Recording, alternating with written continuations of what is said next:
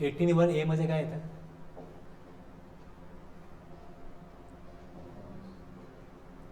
Eighteen आता हे पुढे बीचं एक्झाम्पल आहे. आपण काल एक्झाम्पल बघितलं 81Aचं.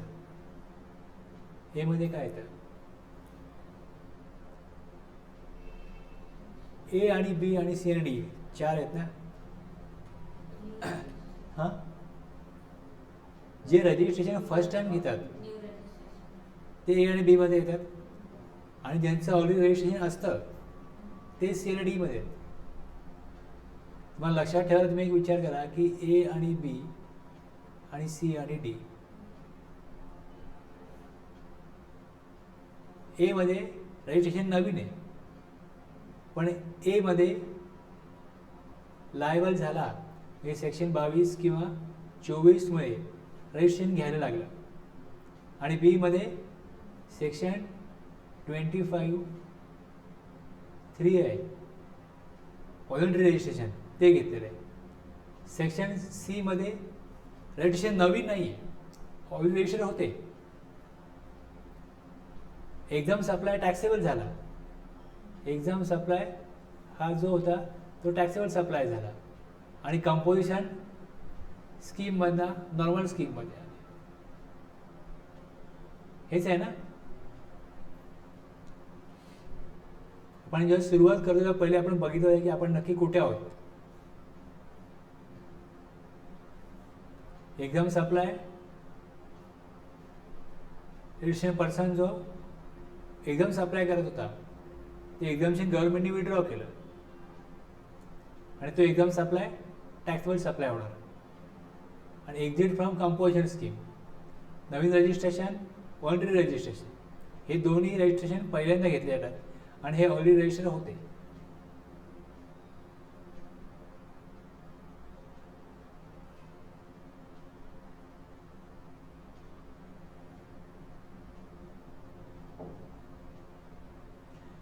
एक दिवस मी ऑल्टरनेट क्लास ठेवला ना, आणि मग विचारलं ना की लास्ट टाइम काय आपण बघितलं होतं, खरं आठवत नाही मला.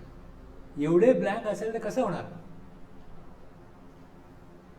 आता मी काल पण त्यांना विचारलं, कालच्या तुमच्या अल्टरनेटिव्ह बाय दुसरी पाहिजे त्यांना काय घेतलं होतं अगोदर. तिघांनी वेगळीच उत्तर दिली. म्हटलं काय झालं ते, अगोदर घेतलं म्हटलं ते, त्यानंतर काय घेतलं. म्हणजे आपण थांबलो कुठे होतो आणि तिथनं पुढे सुरुवात कुठनं करायची आहे. म्हटलं मी शिकवण्यापूर्वी बघतो की मी काय कुठपर्यंत शिकवलं आहे तुम्हाला.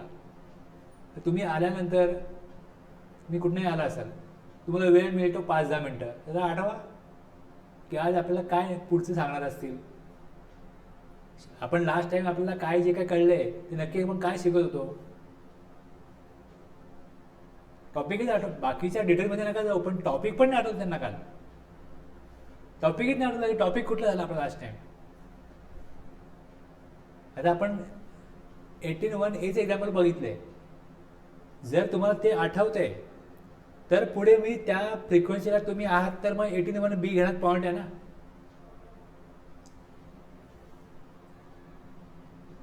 आणि मग आपण त्याच्यामध्ये परत छोटे पॉईंट बघितले की मग अवेलेबल क्रेडिट असेल CGSTचं ते IGST मध्ये ॲडजस्ट करायचं आहे. मग त्याकरता परत सेक्शन 49 आहे, 49A आहे, 49B आहे, हे सगळं आहे. आता मग जर तुम्हाला 49 हेच आठवत नाही आहे तर 49 मध्ये काय बघितलं होतं हे तर आठवेल अशी शक्यता वाटत नाही. सेक्शन 49 मध्ये काय होतं आठवत आहे.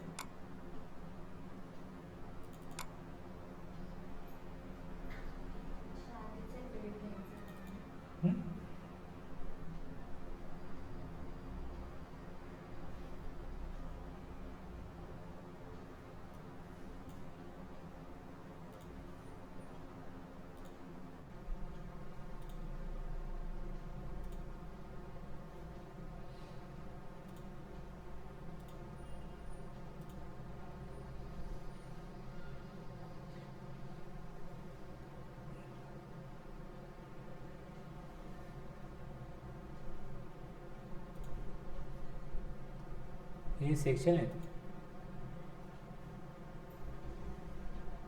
बघा इथं. 49 कशा करताय. 49A कशा करताय, 49B कशा करताय?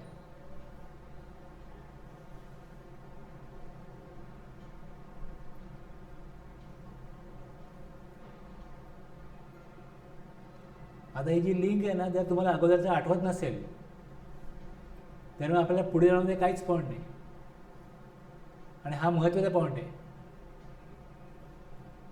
हा तुम्हाला नेहमी लागणार. मी तुम्हाला एक एक्सरसाइज पाठवलं, तुम्ही बघितलं ते? हां, बघितलं. त्यामध्ये एक वेबसाईट आहे, तिथं मी रेफरन्स दिलं आहे. आणि जर तुमच्याकडे IGST, CGST, AGST तिन्ही टॅक्स आहेत, तर तुम्ही त्या वेबसाईटला जाऊन तुम्हाला तिकडे अमाऊंट टाकायची की तुमच्याकडे कुठल्या प्रकारचा टॅक्सची लायबिलिटी आहे, तुमच्याकडे कुठल्या प्रकारच्या टॅक्सचं क्रेडिट आहे. मग तो हे जे सेक्शन आहेत आणि जे रूल आहे, आता आपण जो चर्चा करतो आहे आपण की हे नक्की काय आहे, 49A, 49B आणि 88A हा रूल आहे. ह्या रूलप्रमाणे तुम्हाला ॲडजस्टमेंट करायची. एक्झॅक्टली कुठली अमाऊंट कुठे ॲडजस्ट करायची. जर तुम्हाला कन्फ्युजन असेल तर त्या वेबसाईटला त्यांनी कॅल्क्युलेटर दिला आहे. वेबसाईटला जायचं, तो कॅल्क्युलेटरला क्लिक करायची. तिकडे तुमच्याकडे उपलब्ध ITC कुठल्या कुठल्या टॅक्सचा किती आहे द्यायचं, लायबिलिटी कुठली कुठली आहे ते द्यायचं का. मग तर तुम्हाला कशा प्रकारे क्रेडिट ॲडजस्ट करता येईल ह्या नियमाप्रमाणे हे तो करून देतो. तोही मी रेफरन्स दिला आहे.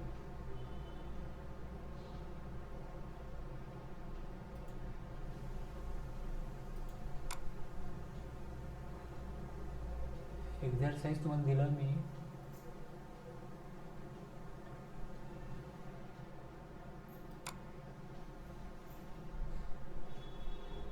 सिरियसली नाही घेतलं कसं होणार. संपल्याचा कोणी वेळ आला तर ते एक्झरसाइज मी का करायला दिलं आहे. आता मला कोणी काय स्टडी करत नाही मला माहिती आहे.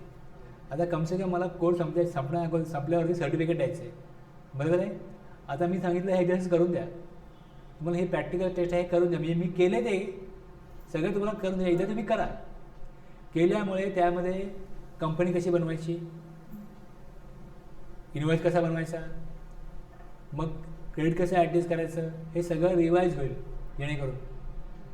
आणि मग त्यातनं तुम्हाला काय वाचायची बुद्धी झाली तुम्ही वाचाल, काय रेफर कराल काय पॉईंट्स की आपण कुठे कमी पडतोय, हे करणं गरजेचं आहे. आता लोक किती अभ्यास करतात तुम्हाला कळावं म्हणून तुम्हाला मी आज एक लिंक पाठवली. त्यात काय व्हिडिओ होता, एक सर्क्युलर होतं की नवीन सर्क्युलर आलं हा, त्याच्यावर लोक चर्चा करतात. आणि ज्यांना शिकायचं आहे, ज्यांना अपडेट राहायचं आहे ते रेफर करतात.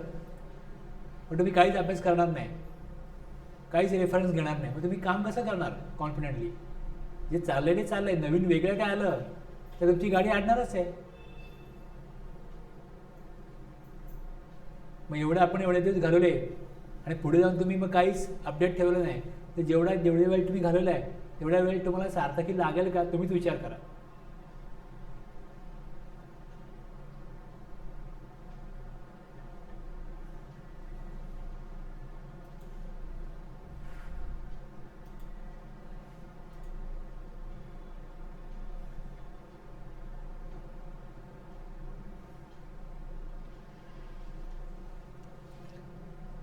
तर मी आणखीन एक पॉईंट दाखवतो, थांबा.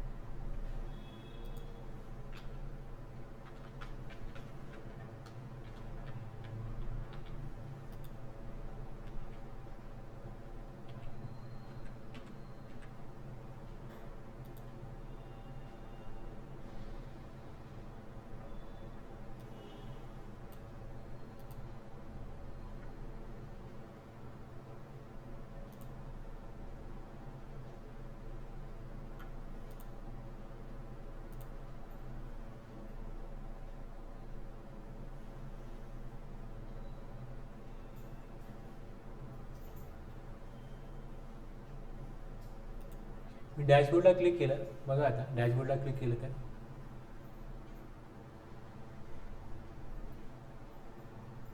तुम्हाला इकडे इलेक्ट्रॉनिक क्रेडिट लेजरचा बॅलन्स दाखवतोय. हा जो बॅलन्स आहे क्रेडिट लेजरचा, ही अमाऊंट गव्हर्नमेंटकडे जमा आहे. तुमच्या बँकेमध्ये काय अमाऊंट जमा आहे, तुमच्याकडे काही कॅश आहे बिझनेसची, तर ह्याचा बॅलन्स काय असतो. समजा एखादी कंपनी आहे, त्यांच्याकडे कॅश आहे बँकेमध्ये, सो बँकेमध्ये त्यांच्याकडे काही बॅलन्स आहे, बँक बॅलन्स, दुसरं काही कॅश बॅलन्स आहे, तर तो डेबिट असो क्रेडिट असो. हां, बॅलन्स शीटला दोन, एक लायबिलिटी आहे आणि एक ॲसेट आहे. कॅश, बँक हे कुठे असतं, ॲसेटला. आणि जर तुम्हाला गव्हर्नमेंटला काय लायबिलिटी द्यायची आहे ते कुठे असेल, लायबिलिटीला. लायबिलिटीचा बॅलन्स डेबिट असतो का क्रेडिट असतो.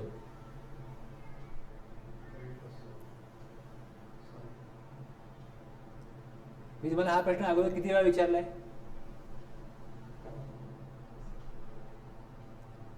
ॲसेटला बॅलन्स डेबिट असतो, लायबिलिटीला बॅलन्स क्रेडिट असतो. Debit what comes in, cash आली, कॅश डेबिट आहे. मी कोणाला लोन घेतलेलं आहे, तुम्हाला एखाद्या व्यक्ती लोन देतो तेव्हा लोन तुम्हाला कशा प्रकारे दिलं गेलं, कॅशमध्ये किंवा तुम्हाला बँकेमध्ये अमाऊंट ट्रान्सफर केली. तर ज्यांनी लोन दिलं, डेबिट द गिवर, काय नियम काय, debit the receiver, credit the गिवर. मग क्रेडिट द गिवर, मग तो देणार आहे तुम्हाला, त्याचा बॅलन्स काय होईल, क्रेडिट. मग लायबिलिटीला तुम्ही त्याला देणं लागता, मग तो क्रेडिट. तुम्ही काहीतरी एक्झाम्पल लक्षात ठेवा. असं तुम्हाला लक्षात राहत नाही असं की लायबिलिटी म्हणजे क्रेडिट बॅलन्स येईल आणि बॅलन्स शीटला डेबिट बॅलन्स येईल, हे लक्षात येत नाही. तर तुम्हाला कॅश कोणी दिली, जर तुम्हाला कॅश कोण देईल, डेटर तुम्हाला कॅश देईल, तुम्ही कोणाला कॅश द्याल, क्रेडिटरला पेमेंट कराल, कॅश जाईल. कुठल्याही प्रकारे एखाद्या एक्झाम्पलनी, एखाद्या ट्रान्झॅक्शननी, प्रॉफिट अँड लॉसला डेबिटला बॅलन्स काय असतो, डेबिट ऑल एक्सपेन्सेस, सगळे एक्सपेन्स तिथे येणार. मग त्याच्या अपोजिट बॅलन्स शीटला आहे, डावीकडे डेबिट आहे, इकडे डावीकडे लायबिलिटी आहे, क्रेडिट येईल. हे सगळ्यात पहिले कळलं पाहिजे. आता इकडे क्रेडिटला लेजरला बॅलन्स आहे, ज्यावेळेस आपल्याला लायबिलिटी येईल तेव्हा एवढी अमाऊंट आपल्याकडे काय असेटला आहे. इलेक्ट्रॉनिक क्रेडिट लेजरला जी अमाऊंट दिसते ती आपल्याकडे आपण दाखवणार असेटला, कारण आपण ज्यावेळेस देणं येईल तेव्हा ह्यातनं आपण ॲडजस्ट करू. आणि जर हा बॅलन्स आपला संपला तर मग आपल्याला कॅश, बँक जी काही अमाऊंट आपल्याला द्यायची आहे ती आपण कॅश थ्रू किंवा मग 10,000पर्यंत कॅश देऊ शकतो. 10,000च्या वरती असेल तर मग ती बँकेतून द्यावी लागेल. म्हणजे कुठल्याही वेनी करा तुम्ही, NEFT करा, ऑनलाईन पेमेंट करा, ते इंटरनेट बँकिंगचे जेवढे प्रकार आहेत जे अलाउड आहेत तुम्ही वापरू शकता. पण बॅलन्स तुमचा डेबिट आहे. तुम्ही जे तुमच्या घरासाठी जे असेट आहे, तुम्ही लायबिलिटीच्या अगेन्स्ट जे वापरता, लायबिलिटी तुम्ही देण्याकरता जे वापरता ते तुमची असेट आहे. त्यामुळे क्रेडिट लेजरला जी अमाऊंट दिसते ती पण तुमच्या असेटला तुम्ही दाखवाल. आता ज्यावेळेस तुम्ही इकडे याल सर्व्हिसेसमध्ये, लेजरमध्ये आणि बॅलन्स बघाल, इलेक्ट्रॉनिक लायबिलिटी रजिस्टर.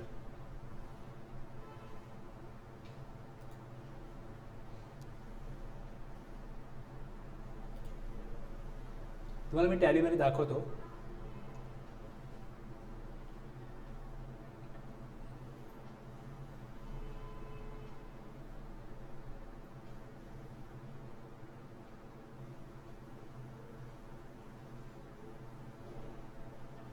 टॅली चालू करतोय, टॅली चालू होते.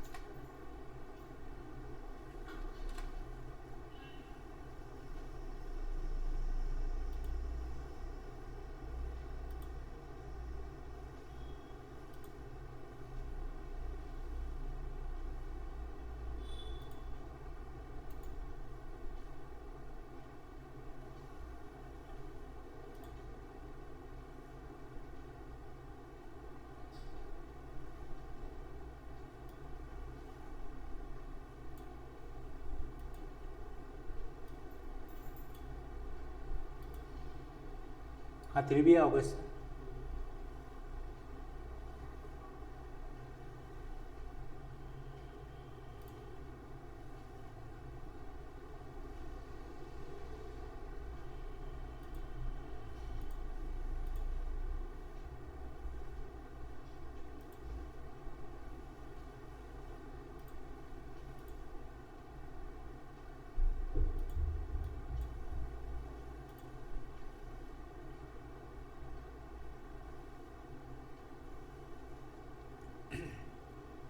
तो 3B भरण्यापूर्वी 20/8 बरोबर आहे. 20/8ला ज्यावेळेस 3B भरला मागच्या महिन्यात जुलैचा जेव्हा रिटर्न फाईल केला तेव्हा बॅलन्स झाला 1,57,744. आत्ता तुम्हाला दिसतोय 1,58,476. बघा तुम्ही काय म्हणतंय. F12 केलं तुम्हाला CGST AGST दोन्ही सेपरेट कॉलममध्ये दिसेल. लायबिलिटी किती आहे दिसे इकडे. लायबिलिटी किती आहे 35,723. आणि या महिन्यामध्ये जे क्रेडिट आहे इनवॉइसप्रमाणे एवढं आहे. आणि वर्किंग करून मग क्रेडिट किती येईल हे काढलं तर मग त्याप्रमाणे क्रेडिट फायनल झालं. लायबिलिटी 35,723 आणि लेस ITC CGST AGST युटिलायझेशन हे 36,455 आले. इथे जेवढे आहेत तेवढे नाही. अगोदरचे काय शिल्लक होतं ते मागच्या महिन्यामध्ये आपण घेतलं नव्हतं, या महिन्यात ते आले त्याप्रमाणे त्याचे बॅलन्स 36,455 झाला. मग इथे वर्किंग आहे त्याचं.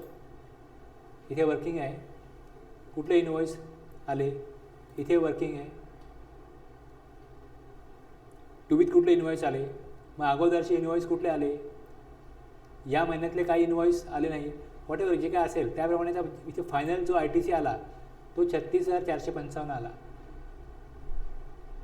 त्याप्रमाणे 731 जास्त अमाऊंट कॅरी फॉरवर्ड होते. म्हणजे इकडे 1,57,744मध्ये 731ची वाढ होऊन ती अमाऊंट आता 1,58,476 होणार आहे. अशा प्रकारचं कॅल्क्युलेशन केलेलं आहे. हे जे कॅल्क्युलेशन आहे हे करता येणं गरजेचं आहे 3Bसाठी. G01ला काहीच नाही, तुम्ही अपलोड केला झालं गेलं. पण 3Bमध्ये लायबिलिटी तुम्ही सेमच घ्याल की G01ला आहे. महत्त्वाचा फक्त ITC कॅल्क्युलेट कसे करायची हे आहे आणि मग GST कसं ॲडजस्ट करायचं ते आहे दुसरं. आणि जर तुम्ही इकडे साईडला जाल वेबसाईटला जाल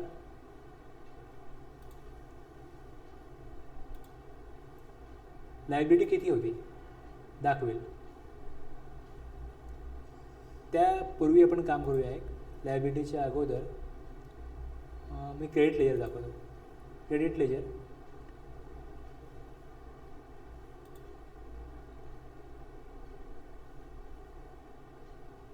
services ledger electronic credit ledger.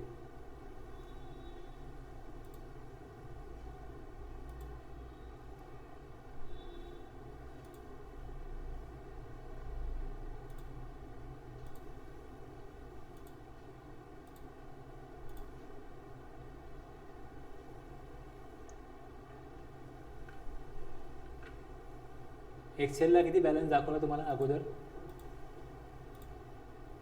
1,57,744 आले. इकडे 1,57,744. त्याच्या अगोदर जो पिरियड दिला आहे जेव्हा जुलैचं फाईल केलं रिटर्न तेव्हा बॅलन्स 1,52,987 होता. मग त्यामध्ये इथे काय दिसते ITC accrued through inputs. ह्याच्या त्या बॅलन्समध्ये आणखीन ITC ॲड झाला. आपल्याकडे डेबिटला आहे पोर्टलला क्रेडिट होतो. आता एवढं आपण देणं जमा केलं गव्हर्नमेंटकडे, गव्हर्नमेंटला आपल्याला ही अमाऊंट द्यावी लागेल. आपल्या लायबिलिटीच्या अगेन्स्ट ही अमाऊंट द्यायला लागेल. दिसतं इकडे. मग अमाऊंट किती झाली 1,89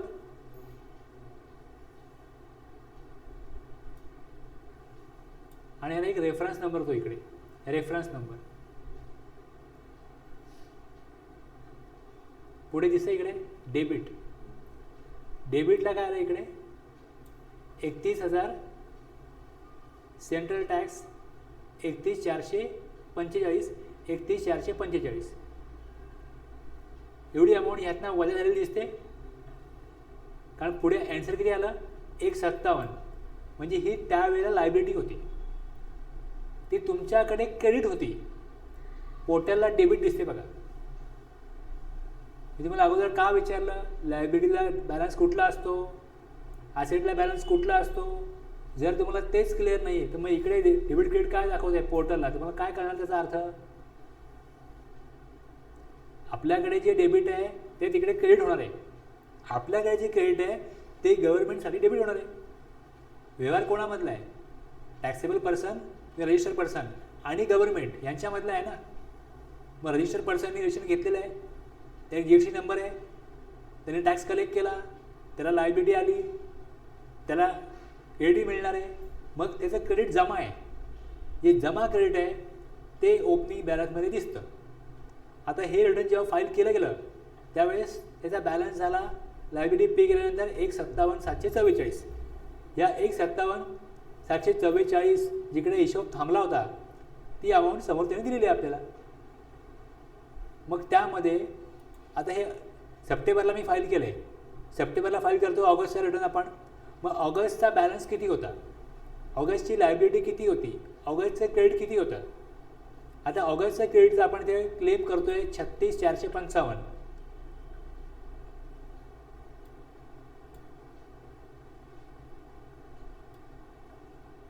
किती अमाऊंट आहे 36,455. हे टाकले इकडे. क्रेडिट जेव्हा आपण म्हणतो ते आपल्याकडे पहिला डेबिट असतो, पोर्टलला इथे क्रेडिट झाली अमाऊंट, ती क्रेडिट झाल्यानंतर 157 मध्ये ही अमाऊंट ॲड झाली, 194 झाली, 194 झाली. आणि लायबिलिटी किती आहे 35,723. मग त्यामधनं 35,723 वजा केले, किती अमाऊंट उरली बघा. आता हा तुमचा क्लोजिंग बॅलन्स झाला कधीचा, ऑगस्ट रिटर्न फाईल केल्यानंतर. मग ह्या 158,476 मध्ये पुढच्या वेळेला पहिल्यांदा क्रेडिट दाखवलं जाईल, जमा होईल. मग लायबिलिटी त्या क्रेडिटमधनं सेट ऑफ होऊन जी अमाऊंट उरेल ती मग पुढच्या महिन्याचा क्लोजिंग बॅलन्स होईल. आता पुढच्या महिन्यामध्ये हा ओपनिंग बॅलन्स होईल 158,476. हे रेकॉर्ड केलेलं त्याचप्रमाणे लेजरमध्ये लायबिलिटी रजिस्टर आहे. इथे कॅश वापरलेली नाही, त्यामुळे कॅशचा आपल्याला काय रेफरन्स मिळणार नाही. Return related liabilities.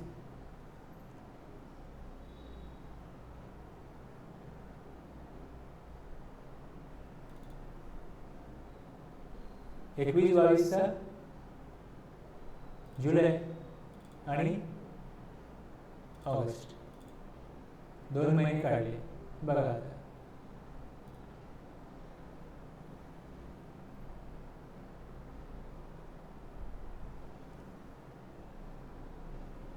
काय दिसतंय इकडे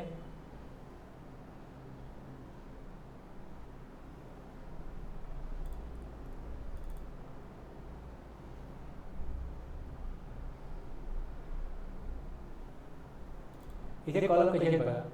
ledger use for discharging liability, ledger use for discharging liability. काय दिसतंय क्रेडिट. ही डेट कुठली आहे 20/8/21. ट्रान्झॅक्शन टाईप डेबिट 31,545 आले. Central tax 31,545 state tax. एकूण मिळून किती अमाऊंट आहे ती दिसते वरती. त्याचबरोबर तुम्हाला खाली काय दाखवतो आहे एक रेफरन्स नंबर दाखवतो आहे. डिस्क्रिप्शन खाली पुढे कॉलम आहे transaction type debit credit debit.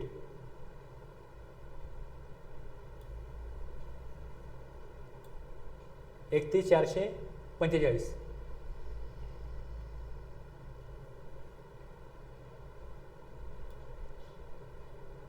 जेवढी लायबिलिटी होती 31,545 ही credit through ledger credit use केली. रिव्हर्स चार्जमध्ये काय नाही आहे, तर इकडे झिरोच आहे आणि तोच वरचा आकडा खाली आला. पण इथे ज्यावेळेस क्रेडिट अमाऊंट केल्यानंतर तो आकडा जो आहे तो झिरो झाला. लायबिलिटीमध्ये तुमच्याकडे तुम्ही ज्यावेळेस महिन्याच्या एंडला बघाल तुम्हाला इकडे झिरोच मिळणार फोटोमध्ये, पण तुम्ही ज्यावेळेस रिटर्न फाईल करता त्यावेळेस 3B जी लायबिलिटी रेकॉर्ड करता, जी डिक्लेअर करता, ती त्या रजिस्टरला जाते. जे तुम्ही क्रेडिट क्लेम केलेलं आहे ते क्रेडिट पण काय होतं, क्रेडिट लेजरला जातं. जर तुमच्याकडे उपलब्ध क्रेडिट कमी असेल तर मग तुम्हाला कॅश चलन बनवायला लागतं. जर तुम्ही कॅश चलन बनवलं, जर बनवत असाल, तुमच्याकडे जर का अकाउंट असेल तुम्ही बनवत असाल, तर तुम्ही बघू शकता की तुम्हाला सर्व्हिसेसमध्ये ह्या लेजरमध्ये कॅश लेजरला अमाऊंट दिसेल. आता माझ्याकडे ह्या पार्टीला कॅश वापरायला लागत नाही, तर त्यांच्याकडे बरंच क्रेडिट जे पडू नये. तुम्ही जर लेट वगैरे झालं तरच मला कॅश लेजर वापरायला लागतं, अदरवाईज मला कॅश लेजरची गरज नाही पडत.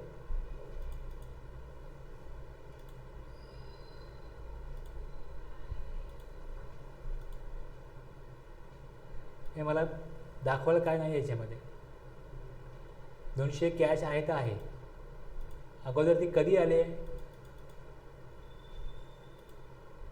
1 एप्रिल ते आत्तापर्यंत काढलं. तर बघा ओपनिंग बॅलन्स होता, त्यानंतर पुढे अमाऊंट डिपॉझिटेड 25 डिपॉझिट केली.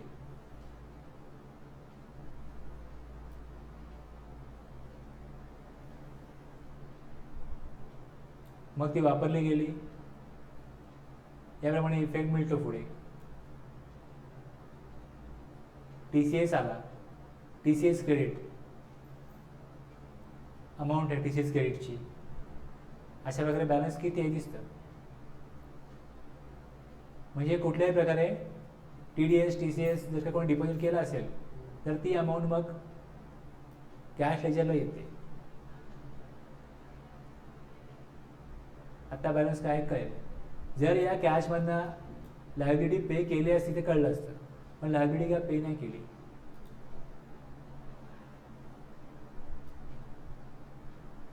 हे फक्त लेट फीज वगैरे आहे ते भरलेली आहे, त्यामुळे तेवढी अमाऊंट कमी झाली.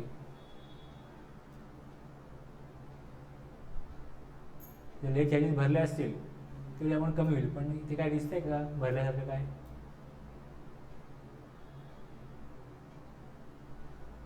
इथे बघा क्रेडिट आहे, हे डेबिट झालेत बघा.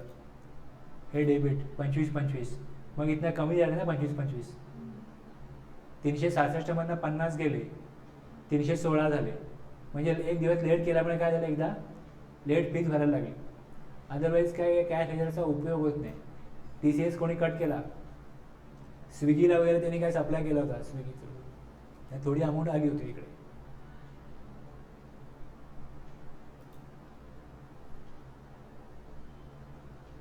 समजलं. तर तुम्हाला बघायला लागेल जाऊन सर्व्हिसेसमध्ये, लेजरमध्ये कॅश, लायबिलिटी, क्रेडिट. तर मग ज्या प्रकारे तुम्ही अमाऊंट युटिलाइज केली मग ती तुम्हाला समजतं युटिलाइज तुम्ही केलेली आहे. तर क्रेडिट वापरला गेला तर क्रेडिट कशा प्रकारे वापरला गेला हे तुम्हाला बघायला मिळतं.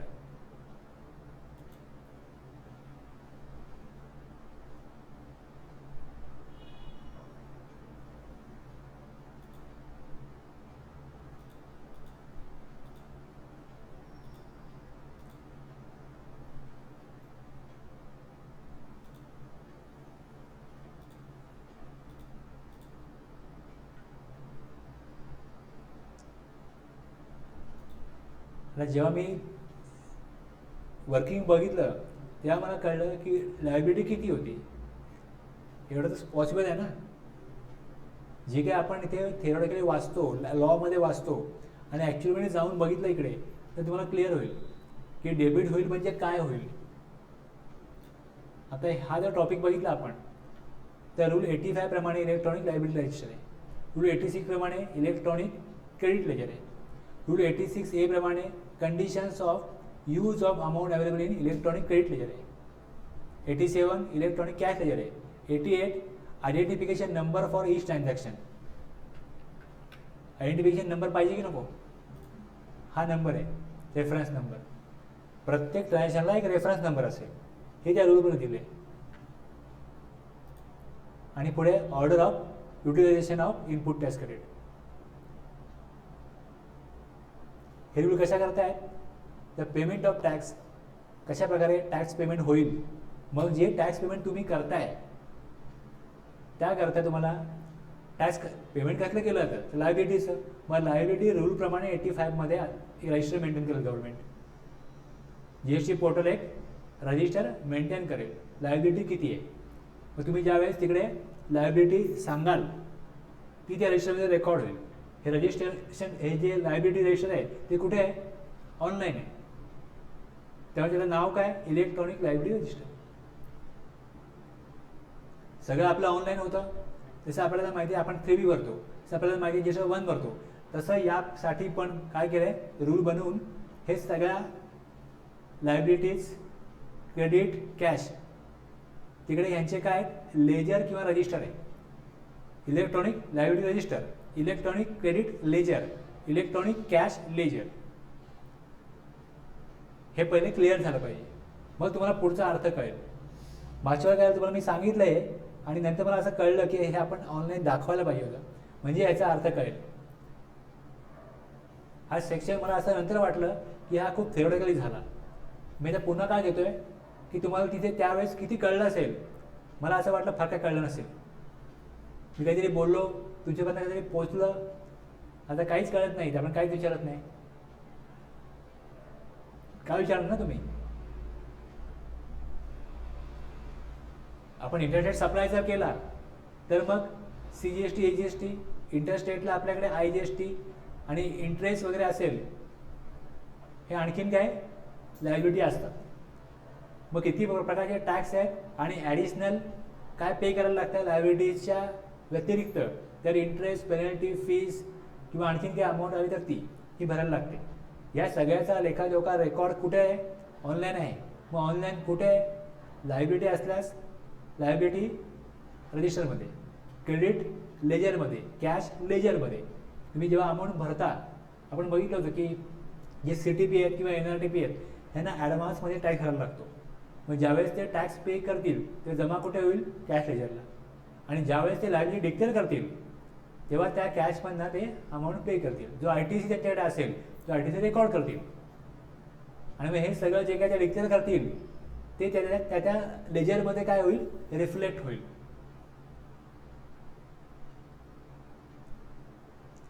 आता 1 आणि 3 मध्ये सेक्शन 49(1) आणि 49(3) हे दोन सबसेक्शन जे आहेत इथे कॅश संदर्भामध्ये दिलेले आहे. 41 मध्ये सांगितलं आहे every deposit made towards tax, interest, penalty, fee हे काय होईल? क्रेडिट होईल. तुमच्याकडे कॅश डेबिटमध्ये आहे ना, तुमच्याकडे तुम्ही ज्या कुठल्या प्रकारे अमाऊंट पे कराल ती लेजरला तुमच्याकडे डेबिट आहे, लेजरला क्रेडिट आहे. The amount available in the electronic cash ledger may be use for making any payment toward tax, interest. म्हणजे तुम्ही ज्यावेळेस पेमेंट कराल तेव्हा कुठे जाईल हे पहिले सांगितलं आहे. आणि सेक्शन 3 मध्ये काय सांगितलं आहे? तुम्ही त्याचा वापर कसा करू शकता. मग आपण हे बघायला पाहिजे ना, की मला असं वाटलं की आपण नीट सांगायला पाहिजे होतं की तुम्ही ज्यावेळेस पेमेंट करता तेव्हा ते गव्हर्नमेंटच्याकडे रेकॉर्ड होते. अमाऊंट रेकॉर्ड कुठे होते? ज्यावेळेस कॅश पे कराल तर every deposit made toward tax head आहे तिकडे, टॅक्स, इंटरेस्ट, पेनल्टी, फी और any other amount by a person by internet banking और बाय यूजिंग क्रेडिट और डेबिट कार्ड्स और नॅशनल इलेक्ट्रॉनिक फंड ट्रान्सफर म्हणजे NEFT, real time gross settlement, RTGS or by such other mode and subject to such conditions and restrictions as may be prescribed. हे गव्हर्नमेंटने आणखीन काय मोड दिले असतील त्याप्रमाणे तुम्ही पेमेंट कराल. Shall be credited. ते पेमेंट तुम्ही कराल ते क्रेडिट होईल कॅश लेजरला. क्रेडिट का होईल?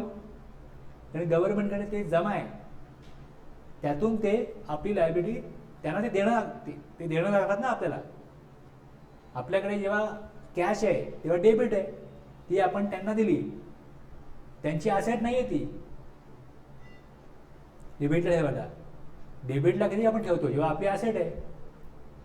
त्यांना जी लायबिलिटी मिळणार आहे ती त्यांची ॲसेट आहे. आपल्याकरता देणं आहे, त्यांच्याकरता त्यांचं ते प्राप्ती आहे. त्यामुळे आपल्याकरता क्रेडिट आहे, त्यांच्याकरता डेबिट आहे. जी आपल्याकडे प्राप्ती आहे, कॅश, बँक बॅलन्स, ही आपली प्राप्ती आहे, ही आपण त्यांना दिली, तर त्यांना आपल्याला ते परत द्यायचे आहे आपल्या लायबिलिटीच्या अगेन्स्ट. म्हणून आपल्याकडे डेबिट आहे, त्यांच्याकडे क्रेडिट होईल. म्हणून कॅश दिलेला बॅलन्स तुम्ही बघाल, त्यांनी काय सांगितलं, तो बॅलन्स शॅल बी क्रेडिटेड, त्यांच्याकडे क्रेडिट होईल, आपल्याकडे डेबिट आहे. ओके. मला ॲक्च्युली काय झालं की मला विचारलं आहे का नाही, त्यामुळे त्यांना मी सांगितलं. मला असं वाटलं की तुम्ही मला विचारलं नाही. मला एक असं माझं एक टार्गेट असतं की एवढं पूर्ण झालं पाहिजे. त्याप्रमाणे मी काय केलं, ते पूर्ण केलं. आणि नंतर मग दुसऱ्याने विचारल्यानंतर मला असं वाटलं की यार तुम्हाला हे सांगायला पाहिजे.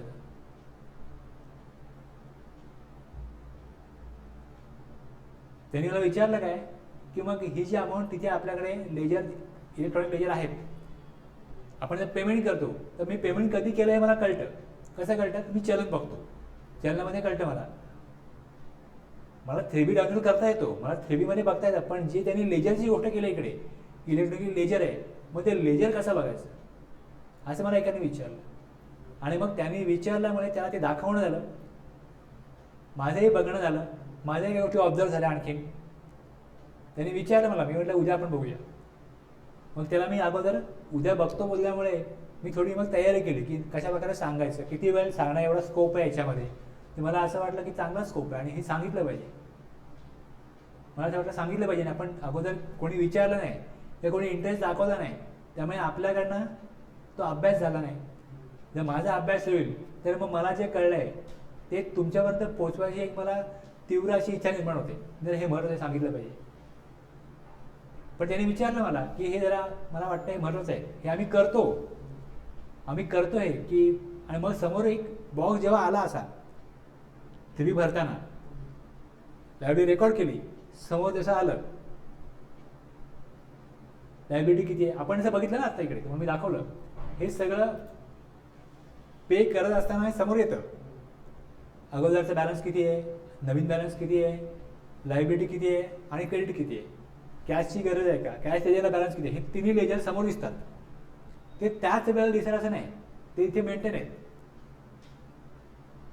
जर तुम्ही 3B कराल कधी करताना बघाल तर लक्षात घ्या, ज्यावेळेस तुम्ही तिकडे प्रोसेस करता, प्रोसेस केल्यानंतर तुम्हाला त्या स्क्रीनवरती आपण पेमेंट ऑफ टॅक्स करतो ना, ज्यावेळेस तुम्ही पहिले आकडे द्याल ना, आणि पुढे काय की ठीक आहे लायबिलिटी पे करायची आम्हाला, आता पेमेंट ऑफ टॅक्स आम्हाला द्यायला लागेल.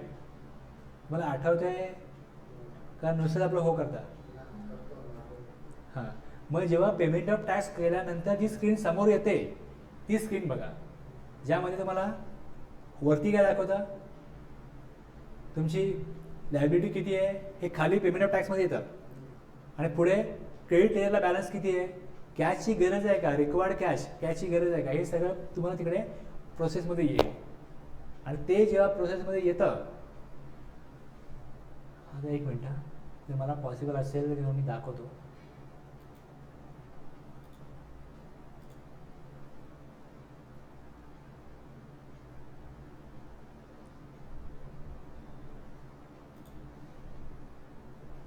फाईल रिटर्न,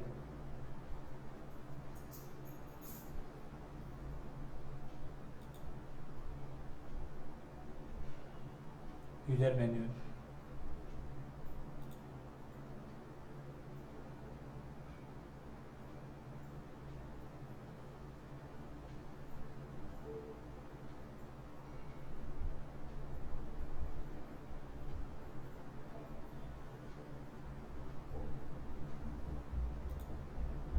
हे आपण सगळं भरलं का पुढे प्रोसेस टू पेमेंट करणार. जसं याला क्लिक कराल पेड थ्रू ITC ही अमाऊंट आहे.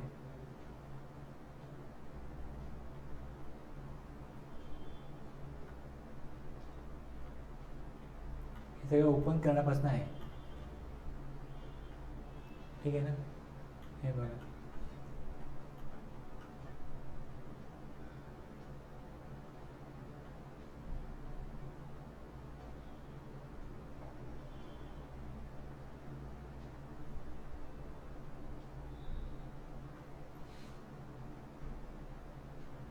असा बॉक्स येतो. ह्याला क्लिक केली का पुढे असा बॉक्स येतो. मग आपण हे भरतो सगळं.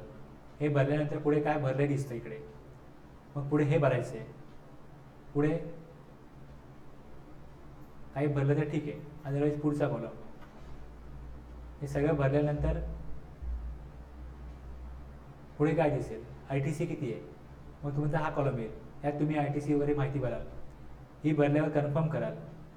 कन्फर्म केल्यानंतर बघा इथे काही अमाऊंट तुम्ही चेंज केली तर हा रेट दाखवेल. युअर अमाऊंट 75,000, सिस्टम कम्प्युटेड एवढी अमाऊंट दिली. म्हणजे तुमच्या आत्ताच्या टूबीमध्ये एवढी अमाऊंट आहे, पण मागच्या टूबीतनी अमाऊंट कमी घेतली होती. एखादा इनवॉइस आला होता, त्याबद्दल मला काय माहिती नाही आहे, माझ्याकडे इनवॉइस नाही आहे, म्हणून मी सेफ साईड म्हणून मागच्या महिन्यात एक 20,000चा ITC कमी घेतला होता. त्यावेळेस कमी घेतला तर काय टूबी अलर्ट दाखवत नाही, पण ते 20,000 मी त्यावेळेस क्लेम कमी केले, ते मी आत्ता क्लेम करतोय. तर मी 57चे जेवढी अमाऊंट कमी क्लेम केली तेवढी जेव्हा टाकायला जाईन तेव्हा हा रेड बॉक्स दाखवेल की टूबीमध्ये तुमच्या एवढे झालेत 57,090.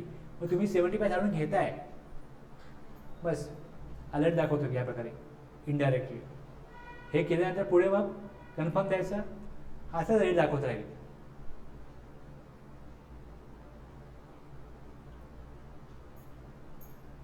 हे सगळं भरल्याची प्रोसेस आहे. हे सगळं तुमचं भरून झालं, काही लेट फीज आहे ते लेट फीज दाखवेल.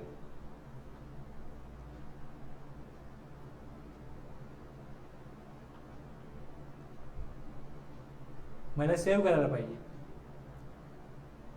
सेव्ह GSTR3B, सेव्हला क्लिक केलं का मग सेव्ह म्हणून दाखवेल. त्याच्यानंतर पुढे प्रिव्ह्यू बघितला, प्रिव्ह्यू ड्राफ्ट GSTR3B, एक एक स्टेप पुढे पुढे चाललेलो आहे. लायबिलिटी किती आहे, IGST मध्ये पण आहे, CGST मध्ये पण आहे, AGST मध्ये पण आहे. ओके. आता बघा इथे दाखवतो की पेमेंट ऑफ टॅक्स मध्ये एवढी एवढी अमाऊंट आहे, ही अमाऊंट आहे. टॅक्स पेड थ्रू ITC हे पुढचे कॉलम आहेत आणि हा प्रिव्ह्यू आहे. आता प्रिव्ह्यूमध्ये पुढे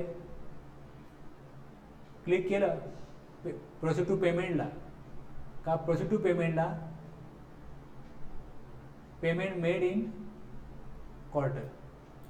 आता बघा इकडे tax to be paid in cash, काही क्रेडिट नाही आहे इकडे, त्यामुळे इकडे काय दिसतंय ह्या प्रकारे payment made in quarter.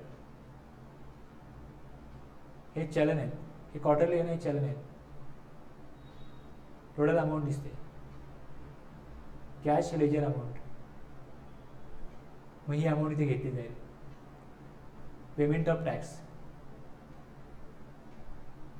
the cash available as the date and ITC available considering ITC of current tax period. मग कॅश किती आहे ते दिसते, क्रेडिट एरियाला बॅलन्स किती आहे हे दिसते. मग इथे टोटल हे 52, 72, 708 आहे. ही कॅश आहे, इथे क्रेडिट आहे. एकूण मिळून तेवढे झाले 57, 72, 708 व्हायला पाहिजे सगळे मिळून. हे प्रोसेस होईल.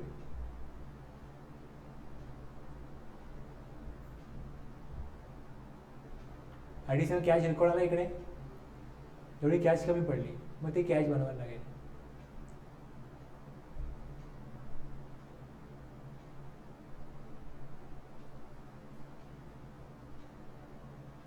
मी पुढच्या वेळेला करीन त्या तुम्हाला परत एकदा दाखवीन. जर गरज तुम्हाला तुमची जर इच्छा असेल तर हा पॉईंट क्लिअर करा. तर मी तुम्हाला दाखवेन, परत तुम्हाला बोलून एकदा. 3B जेव्हा करेन तेव्हा कशा प्रकारे हे सगळं येतं. आता कसं मी करून झालं तुम्हाला दाखवलं की इकडे मी करून झालेलं आहे तर बॅलन्स कसा येतो हे तुम्हाला दाखवलं, आणि त्याप्रमाणे माझ्याकडे एक्सेलला वर्किंग काय होतं हे दाखवलं, बरोबर आहे. आणि मग त्याप्रमाणे काय झालं, जसे इथे बॅलन्स आहे, इथे लायब्ररी रेकॉर्ड होईल, मग माझ्याकडे IGST उरेल, तो मी घेऊ शकतो, हे रूलमध्ये आहे. पण हे सगळं रेकॉर्ड होतं कुठे, त्या लेजरला होतं.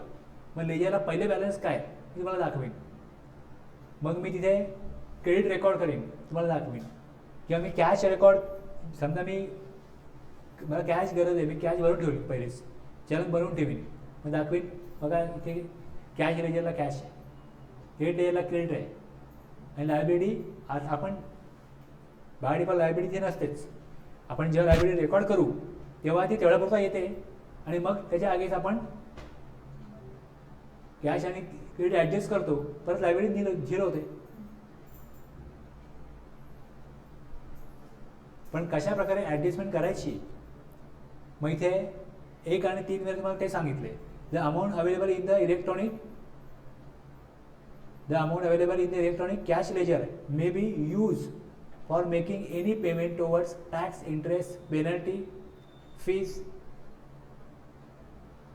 कॅश लेजरला जी अमाऊंट आहे तुम्ही कशा करता वापरू शकता. कॅशमधनं तुम्ही इलेक्ट्रॉनिक कॅश लेजरमधनं तुम्ही मेकिंग पेमेंट ओव्हर टॅक्स, त्यातनं टॅक्स भरा, इंटरेस्ट भरा, पेनल्टी भरा, फीज भरा, काही भरा. त्यावेळेस रूल 87 दिला आहे कुठल्या प्रकारचा, the electronic cash ledger under section 14(1) shall be maintain in form GST PMT 05 for each person. आणि ज्यावेळेस तुम्हाला कॅश पेमेंट करायचे असेल त्यावेळेस तुम्हाला GST PMT 06 चलन बनतं, जनरेट चलन इन फॉर्म. इकडे तुम्ही चलन जनरेट केलं तर ते चलन तुमचं जनरेट केल्यापासून 15 दिवस पोर्टलवर तुम्हाला ॲक्च्युली यूज करण्याकरता अवेलेबल असतं.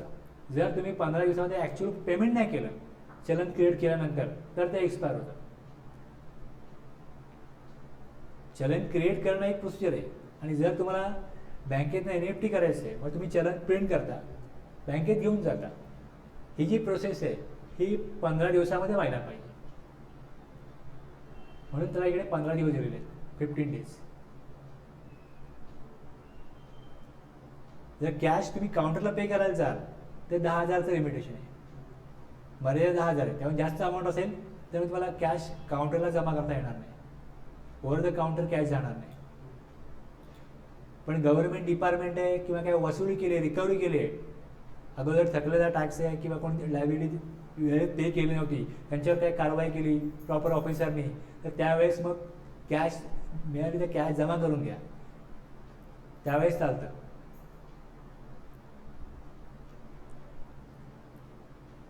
हे रूल 87 मध्ये.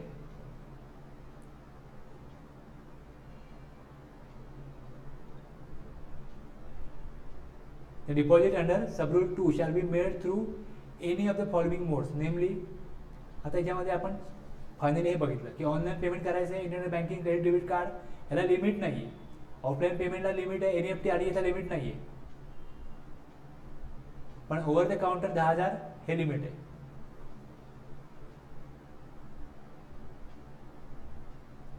आणि ज्यावेळेस चलन बनवलं जातं त्यावेळेस तिकडे CPN stand for common portal identification number. Portal चलन बनवतो त्यावेळेस त्याला CPN जनरेट होतो, त्यानंतर ॲक्च्युली पेमेंट झाल्यानंतर CIN जनरेट होतो.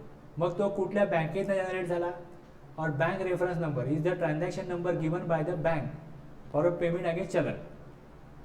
त्या चलना अगेन्स्ट जे पेमेंट केलं त्याकरता बँकेच्या त्यांच्या इंटरनल ॲडमिनिस्ट्रेशन करता BRM आहे. आणि दुसरा असतो FPB stands for electronic focal point branch. हे बँकेच्या त्यांच्या कामासाठी आहे. माझे वेगवेगळे नंबर जनरेट होतात.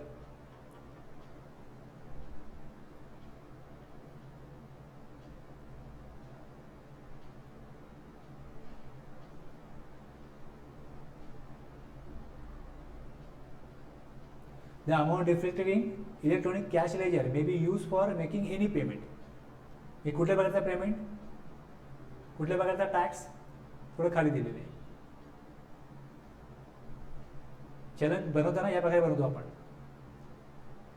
हेड कुठला आहे, CGST, IGST, आणि खाली स्टेट असतात, महाराष्ट्र नाव आहे इकडे, HGST. आणि मायनर हेड, ह्याला मेजर हेड म्हणतात. आणि हे minor head tax, interest, penalty, fees, आधार हे दिलेले. मेजर हेड जे टॅक्स आहेत ते किंवा सेस, आणि दुसरं मायनर हेडमध्ये CGSTचा तुम्ही टॅक्स भरताय का, इंटरेस्ट भरताय का, पेनल्टी का, फीज, अदर्स. हे तुमचं सेक्शन 1 आणि 3 मध्ये होतं आणि रूल 87 होता. मग त्यामध्ये डिस्क्रिप्टिव्ह एवढी इन्फॉर्मेशन आली रूल 87 प्रमाणे. 49(1)(3) रीड विथ रूल 87.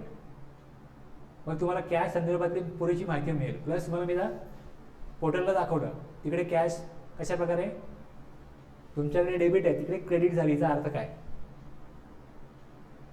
इथे तुमचं कॅश लेजर क्लिअर झालं. पुढे आता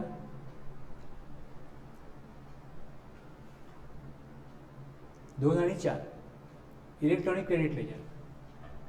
the input tax credit as self assess in the return of a registered person. Input tax credit तुम्ही कशा प्रकारे घेता, तुम्हाला 2B मध्ये काय अमाऊंट आली ती अमाऊंट तो दाखवतो कशामध्ये, 3B मध्ये ऑटो पॉप्युलेट करून. पण तुम्ही ती अमाऊंट चेंज करू शकता. इथे फक्त त्यांनी काय केलं आहे, तुमच्याकडे तुमच्या सप्लायरनी जे इनवॉइस अपलोड केले त्यामध्ये किती अमाऊंट आलेली आहे ती तिकडे तुम्हाला त्यांनी दिलेली आहे. तीच तुम्ही घ्यायला पाहिजे असा काय रूल नाही आहे. तुम्ही तुमचा हिशोब करायचा आहे. तुमच्या हिशोबाप्रमाणे तुम्हाला सेल्फ असेस स्वतः भरायची अमाऊंट. फक्त एक तुम्हाला गाईडलाईन म्हणून, हेल्प म्हणून पोर्टलनी त्या प्रकारचं प्रोग्रामिंग केलं आहे. मग इनपुट टॅक्स क्रेडिट काय करतो, रजिस्टर्ड पर्सन रिटर्न करताना सेल्फ असेस करतो आणि जी अमाऊंट तो तिथे टाकतोय, क्रेडिट क्लेम करतोय, त्याची काय असेट आहे, त्याकडे डेबिटला आहे, ती क्रेडिट होईल. Shall be credited to his electronic credit ledger. Cash पण गव्हर्नमेंट देणं लागतो मला, कारण मी कॅश भरली ती गव्हर्नमेंटकडे जमा आहे, माझी लायबिलिटी भरताना कॅश द्या. तसं क्रेडिट मला केव्हा मिळालं, जेव्हा मी सप्लायरला अमाऊंट दिली आहे, सप्लायरनी गव्हर्नमेंटला दिलेली आहे. म्हणजे गव्हर्नमेंटला मला जसं मी कॅश डायरेक्ट दिली तशी इकडे सप्लायर थ्रू कॅश दिलेली आहे. ज्या कॅशने माझी लायबिलिटी भरली जाणार ना, लायबिलिटीमध्ये मी कॅश कलेक्ट केली आहे, ती मला द्यायची, ती माझी लायबिलिटी आहे, म्हणजे मी ॲक्सेप्ट करतो ॲज अ रजिस्टर्ड पर्सन. त्यामुळे लायबिलिटी गव्हर्नमेंटचं इन्कम आहे, ती गव्हर्नमेंटकडे डेबिट होईल. पण माझं क्रेडिट आणि माझी कॅश ही गव्हर्नमेंटकडे, माझ्याकडे डेबिट आहे ते गव्हर्नमेंटकडे क्रेडिट होईल. हे डेबिट क्रेडिट जे आहे ना, हे कळलं पाहिजे. तुम्ही जर गव्हर्नमेंटला दिलंय तर गव्हर्नमेंट तुम्हाला देणार ना, मग गव्हर्नमेंट काय लायबिलिटी झाली ती, ते त्यांना देणं आहे. आणि गव्हर्नमेंटचा हक्क कशावर आहे, टॅक्सवर आहे. तो टॅक्स जो लोकांकडून घ्यायचा आहे तो गव्हर्नमेंटची ॲसेट आहे. आणि ते त्यांनी घेऊन बसले, त्यांना परत करायला लागेल. माझा इनपुट टॅक्स क्रेडिट ते घेऊन बसले, तो मला परत करायचा आहे. माझी कॅश त्यांच्याकडे आहे, ते मला परत करायची आहे. माझ्याकडे डेबिट, त्यांच्याकडे क्रेडिट. कॅश आणि माझा इनपुट टॅक्स क्रेडिट, माझ्याकडे डेबिट आहे, हे त्यांच्याकडे क्रेडिट होईल. म्हणून इथे दिलं आहे क्रेडिटेड. मग हे तुम्ही सेल्फ असेस करता, हे सेल्फ असेस करताना तुम्हाला बघायला पाहिजे की तुमचं मॅचिंग किती आहे इन अकॉर्डन्स विथ सेक्शन 41. मग सेक्शन 41 कधी येतो, सेक्शन 41 जो आहे प्रोव्हिजनल ॲक्सेप्टन्स, हा फायनल नाही आहे, प्रोव्हिजनल आहे. आता तुम्ही समोर दाखवलाच फिगर, सप्लायरने टॅक्स जमा किती केलाय, प्रोव्हिजनल.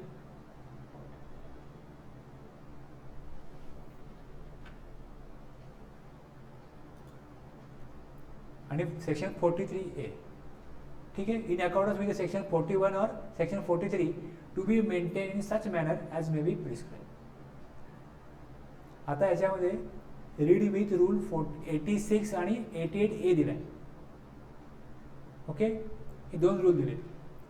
अमाऊंट अवेलेबल, जी अमाऊंट अवेलेबल असेल अशामध्ये क्रेडिट लेजरला may be use for making any payment towards output tax. बाकी लेट फीज, इंटरेस्ट याचं काय? क्रेडिटनी फक्त टॅक्सच पे होतो, इंटरेस्ट तुम्हाला कॅशनी पे करायला लागेल. मी तुम्हाला मगाशी दाखवलं ना तिकडे, एकदा लेट झालं होतं, 50 रुपये कॅशमधनं भरायला लागले, क्रेडिटमधनं भरता आले नाही, ॲडजस्ट होत नाही. हे तुमचे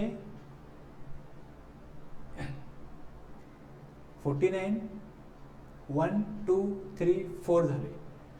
1 मध्ये कॅश कशी जमा करायची हे दिलं आहे आणि 3 मध्ये कॅश कशी वापरता येईल हे दिलं आहे. कॅश तुम्ही टॅक्स, इंटरेस्ट, लेट फीज, आणखीन कुठला चार्ज आहे त्याकरता वापरू शकता.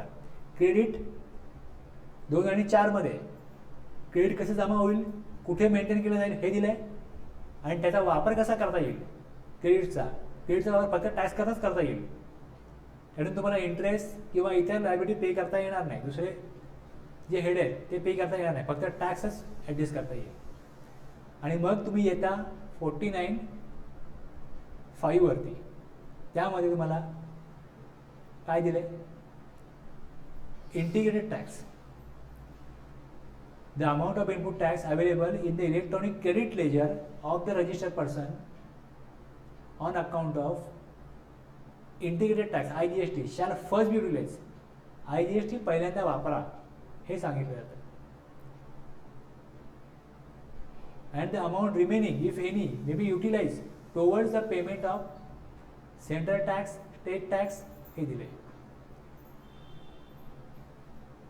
IGST यूज करा पहिल्यांदा IGST साठी, त्यानंतर यूज करा CGST, AGST साठी. मग बी मध्ये दिले सेंट्रल टॅक्स यूज करा CGST साठी, उरला तर वापरा मग IGST करता. पण CGST AGST करता वापरता येणार नाही. आणि क्रेडिट मधनं टॅक्सच पे होतो, इंटरेस्ट, पेनल्टी, फीज पे करता येत नाही, त्यामुळे CGST credit cannot be use. कुठलेही असो टॅक्स, त्यात तुम्हाला टॅक्सच पे होईल आणि कुठला होणार नाही, कुठला होईल ॲडजस्ट हे दिलं आहे. आणि कुठला पहिले करावा हे दिलं आहे, हे पहिल्यापासून आहे. हा सेक्शन पहिल्यापासून आहे. इथे खाली प्रोव्हिजनमध्ये काय दिलं आहे की provided that the input tax credit on account of state tax shall be utilized towards payment of IGST only where the balance of the input tax credit on account of central tax not available. जर central tax मध्ये जर का amount असेल तर ती संपूर्ण संपवा IGST साठी. तुम्ही IGST मधनं IGST वापरली तरी पण IGST जास्त आहे, त्याचा ITC तुमच्याकडे होता तर वापरला गेला, ते तुमच्याकडे IGST मध्ये इनपुट टॅक्स क्रेडिट नाही आहे, तुम्ही राज्याबाहेर सप्लाय केला आहे आणि इनपुट टॅक्स क्रेडिट तुमच्याकडे राज्यामधलं आहे, तर तुम्हाला संपूर्ण CGST वापरायला लागेल. जेव्हा IGST येतो राज्याबाहेरनं, मग जेव्हा तू पे करत असशील तेव्हा तुला CGST संपूर्ण संपवायला लागेल असेल. आणि AGST बॅलन्स जोपर्यंत CGST आहे CGST सगळा वापरा, आणि जर का तो वापरला गेला तर मग AGST वापरू शकतो. हे इकडे दिलेलं आहे. पूर्वी कसं होतं, पोर्टलला असं प्रोग्रामिंग नव्हतं, लोक कसे भरायचे, तर पोर्टल घेतच नाही, भरा ते. तुम्ही टाकायला गेला तर तो एरर दाखवतो ना, टाकायला गेला ते हा आता बघितलं ना, CS करतो पण पहिले जो बॅलन्स होतो तो CGST घ्यावा लागतो आणि HGSTचा बॅलन्स आहे तो तसा जातो. कारण तो घेतच नाही पोर्टल, त्यांनी पोर्टलला प्रोग्रामिंग केलाच. लोक हे काय वाचत नव्हते, लोक सगळं आपलं घेऊन जायचे, टाकायचे.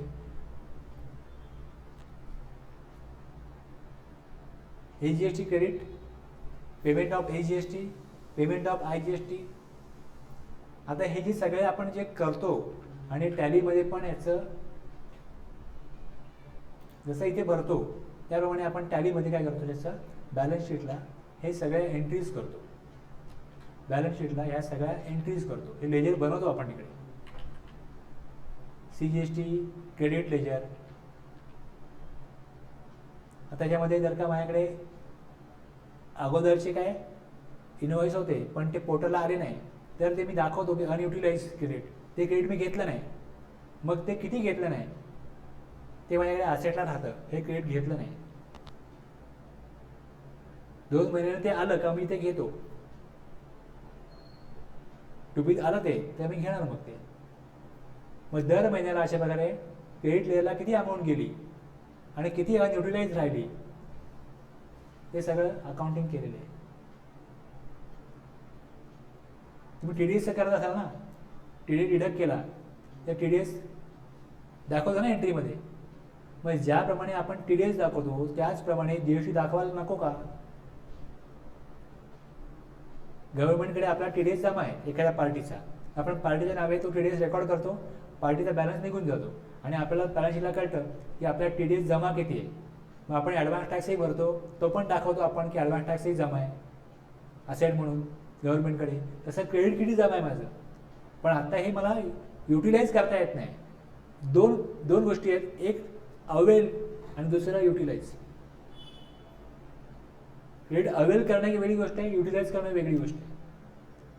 आता मला हे युटिलाइज करण्याकरता ते तिथे आलं पाहिजे, तेव्हा मी ॲक्च्युअलमध्ये ते युटिलाइज करीन. म्हणजे माझ्या लायबिलिटीच्या अगेन्स्ट ते ॲडजस्ट करीन. मी लायबिलिटीच्या अगेन्स्ट ते ॲडजस्ट करू शकत नाही आहे, कारण की सप्लायरनी तो इनवॉइस GST-1मध्ये फर्निश नाही केला. तो फर्निश करेल, माझ्या टुबीत एंट्री येईल तेव्हा मी घेईन.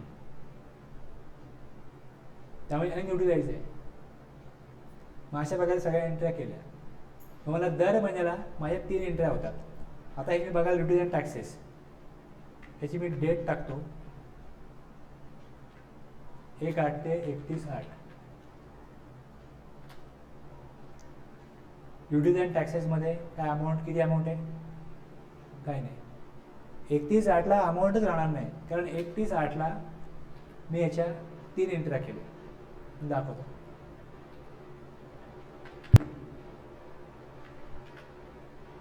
एकतीस आठ ज्या प्रकारे लायबिलिटीला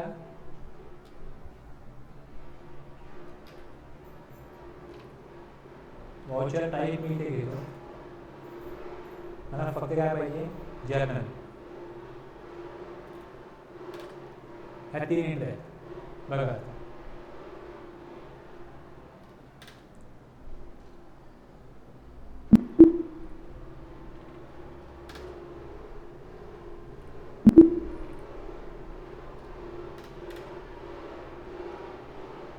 ही महत्वाची एंट्री. इथे पहिल्यांदा हे काय केलं, मध्ये वाचा, GST लायबिलिटी ट्रान्सफर. लायबिलिटी काय दिसतंय, GST liability transfer to respective GST ledger. Liability होती, जॉबवर सप्लाय केला, त्यातनं मग CGST आला 2.5%, AGST आला 2.5%, CGST आला 6%. हे जेवढा अमाऊंट होता त्या अमाऊंट 0 झालं. 31 ऑगस्टला जे माझ्याकडे ऑगस्टला जे इनवॉइस बनले होते त्यामध्ये मी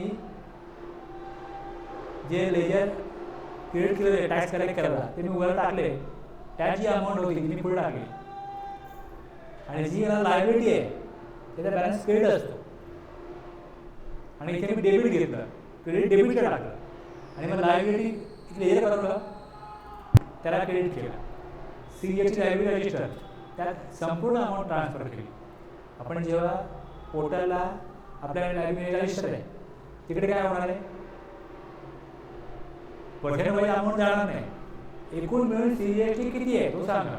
मग असे वेगवेगळ्या रेटमधून आपण कलेक्ट करतो ना, कलेक्टमध्ये आपल्याला रेट वाईज करायचे. म्हणजे इनवॉइस बनवताना आपल्याला हे रेट वाईज इनवॉइस मध्ये दाखवायला लागतात. मग त्यामध्ये जी अमाऊंट गेली आहे ती अमाऊंट मी टोटल केली. टोटल करून CGST जेवढी आली तेवढी मग ट्रान्सफर केली CGST लायबिलिटी रजिस्टरला. पुढे AGST लायबिलिटी रजिस्टरला.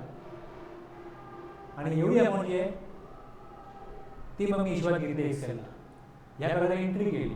म्हणजे मी जशी मला पोर्टलला अपलोड करायचं आहे मी तशी ती एंट्री करणार आणि त्याप्रमाणे लायबिलिटी किती आहे ही दाखवणार. 3मध्ये ही लायबिलिटी भरणार आहे आणि हीच येणार, कारण की मी GSR 1ला जे टाकलंय त्यात ज्या अमाऊंट गेल्यात टोटल अमाऊंट आपोआप तो काढून देतो. जर तुम्ही GSR 1 पहिले फाईल केला असेल आणि मग तुम्ही GSR 3 फाईल करायला जाल तर तुमच्या GSR 1मध्ये ज्या अमाऊंट गेल्यात त्याप्रमाणे लायबिलिटीमध्ये तुम्हाला तो ही अमाऊंट टाकूनच देईल. कशी टाकेल? टोटल केली आहे ना, 2.5 मध्ये टॅक्स किती दाखवला गेला तुमचा GSR 1ला? तेच तुम्हाला इथे करायचं आहे. टोटल करा सगळी आणि ट्रान्सफर करा CGST मध्ये AGST मध्ये. प्रोसेस कसं होतं बॅकग्राऊंडला हे लक्षात घेतलं तर हे कळणार आहे, अदरवाईज कळणार नाही. म्हणजे आपण सगळं काय वाचलं, सगळे सेक्शन समजून घेतले, पण त्याचा वापर कुठे करायचा आहे? हा कामात करायचा आहे ना. जर तुम्हाला हे नाही करता आलं तर ते सगळं व्यर्थ आहे ना. 3B आणि GSR 1च्या आसपास सगळं फिरतोय आपण. आपण जे इन्व्हॉइस बनवले तेच तर आपण फर्निश केले GSR 1ला. जे आपण इन्व्हॉइस सप्लाय घेतला तेच इन्व्हॉइस आपल्या सप्लायरने दाखवले. मग त्यामुळे रिझल्ट कुठे आला आपल्याकडे? मग आपण समजून घेतला 2 आणि 2B काय, आणि आपण 3Bची लायबिलिटी दाखवली ती कुठे गेली? इलेक्ट्रॉनिक क्रेडिट एजंटला गेली, रजिस्टरला गेली. हे सगळं तर बघायला पाहिजे, सगळं कळलं पाहिजे. त्यामुळे लायबिलिटी ट्रान्सफर केली. याच्यामध्ये काही कॉम्प्लिकेशन्स नाही. हे एंट्री सोपी आहे. दुसरी एंट्री जी करायला लागते ती अवघड आहे. जे इकडे वर्किंग केलंय हे सगळं चेक केलं की आपल्या पर्चेसमध्ये काय आहे, या एंट्री आहेत. याच्यामध्ये ज्या पोर्टलला सापडल्या त्याला टॅग दिला ॲक्सेप्टेड, या ॲक्सेप्टेड, हे एवढं सापडलं मला. आता हे जे वर्किंग केलंय हे वर्किंग जसं एक 2B जो आला, या 2B कुठल्या कुठल्या अमाऊंट आहे, किती अमाऊंट आहे 2B? त्या 2B एवढी अमाऊंट आहे. जो 3B ऑगस्टचा, त्या 3Bच्या ऑगस्टप्रमाणे जे ॲक्सेप्ट केलं, जे मॅचिंग झालं ते एवढं. आणि त्यातला अनयुटिलाइज किती आहे? 471 जो आहे तो मला काहीतरी फरक करा म्हणा, किंवा माझ्याकडे वेगळी अमाऊंट आहे, सप्लायरने वेगळी अमाऊंट दाखवली, त्यामुळे ही 471 मला रेस्ट्रिक्ट झाली, लेस अनयुटिलाइज. म्हणजे ही एवढी अमाऊंट मला मॅच झाली. 3B प्रमाणे मला एवढा क्लेम बनले ऑगस्टच्या 3B प्रमाणे. आणि जर का मला जुलै, जून, मे जे अगोदरचे महिने होते त्यामध्ये पण अशा प्रकारे, ज्या प्रकारे इकडे अनयुटिलाइज अमाऊंट आहे तशी अनयुटिलाइज अमाऊंट अगोदर पण होती. मग ती अमाऊंट 2Bमध्ये आली असेल, 2B ती आली असेल तर मग खाली बघा 2B किती अमाऊंट आली. ही अमाऊंट 2B आली. त्यामध्ये मला ह्या वरती डेबिट नोट घेतल्या त्या घ्यायच्या नाही आहे, मग त्या मायनस केल्या. मग 2Bमध्ये ऑगस्टप्रमाणे किती अमाऊंट आहे ती amount. At difference in ITC GSR 3B and 2B 144 हा डिफरन्स आहे, तो वेगळ्या पद्धतीने आला. मग इथे आणखी ऑगस्ट, मग हे सगळ्या प्रोसेसमधून गेल्यानंतर अगोदरचे प्रिव्हियस ITC जे आता that can be available and utilise, ते अवेलेबल दोन्ही करायचे आपल्याला. 876 ती आली, अशी मिळून 36,455 आली. हे सगळं करायला, ऑब्झर्व करायला, ॲनालिसिस करायला मला 2 तास लागतात. तुम्हाला म्हणजे 2 मिनिटात सांगतोय, फक्त तुम्हाला स्टेप सांगतोय, पण ह्या अमाऊंट हे सगळं ॲनालिसिस केल्यानंतर आलं ना. हे तिकडनं टॅलीमधनं घेतलं, GSR 2मधनं, हे पोर्टलमधनं ऑब्झर्व केलं, मग त्याला ॲक्सेप्टेड कुठले आहेत, पेंडिंग कुठले आहेत, हे सगळं बघायला लागलं, वेळ लागतो ना. आता हा इन्व्हॉइस इकडे आला आहे, हा इन्व्हॉइस नाहीच आहे या पार्टीचा, पण त्याने दाखवला. आणि त्याने विचारलं की तुमचे आमचे 5-6 इन्व्हॉइस आहेत, हा 7वा कुठून आला? मग ते म्हणतात दुसऱ्यांचा चुकून आले, पण आता तर आला ना तिकडे. म्हणजे ते लोक तिकडे विचारत असतील की आमचा इन्व्हॉइस दिसत का नाही, आणि त्यांचा डाटा याच्या नावावरती. मग अशा वेळेला तो हिशोब करत असताना आपल्याला मग तो सोडायचा इनवॉइस, तो तेवढा घ्यायचा नाही इकडं आपला नाही आहे. मग त्याप्रमाणे किती तुमचा ITC बनतो आणि जे आपले इनवॉइस आहेत पण ते दिसत नाही आहेत, मग ते तुम्हाला अनयुटिलाइज मध्ये ठेवायला लागतील. तसे हे वरचे 471 गेले अनयुटिलाइज. मग हे सगळं समजून घेऊन मग इथे CGST क्रेडिट अमाऊंट किती जाईल, डेबिट इथे अमाऊंट क्रेडिट अमाऊंट, माझा बॅलन्स डेबिट आहे, हा इथला बॅलन्स डेबिट आहे. आणि जे माझ्याकडे टॅक्स वेगळे डेबिटला होते, रेकॉर्ड जेव्हा झाले परचेस तेव्हा याकडे डेबिट होते, मग याला काही क्रेडिट होईल आणि मग तेवढे जेवढे अमाऊंट होती तेवढी अमाऊंट ही क्रेडिट झाली. पण त्यातही मला 471 काय आता घेता येत नाही. मग 471 परत मी काय केले, अनयुटिलाइजमध्ये ठेवले. हे अगोदर मेचे होते ते मी घेऊ शकतो, त्याला आले होते. अशा प्रकारे ही एंट्री केल्यानंतर ही ॲडजस्टमेंट झाल्यानंतर वरती जो आकडा आहे 36,455 तो आकडा मिळाला मला. 36,455 हे सगळं केल्यानंतर मिळाला. त्यामुळे ही एंट्री अवघड होती. आणि गेले कुठे, क्रेडिटला गेले. आणि मग शेवटची एंट्री ही होती, मग तिसरी एंट्री.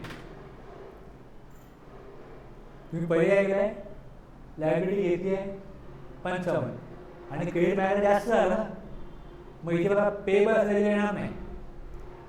सपोज माझ्याकडे लायबिलिटी इथे 35 आहे आणि क्रेडिटचं माझ्याकडे 30 असतं, तर मला 5,000 पेबल आले असते. मग खाली मी आणखी 2 लेजर वाढवले असते, CGST पेबल, HST पेबल. पण माझ्याकडे एवढी लायबिलिटी आहे त्यामुळे जास्त क्रेडिट आहे, त्यामुळे पेबल होत नाही. कळलं?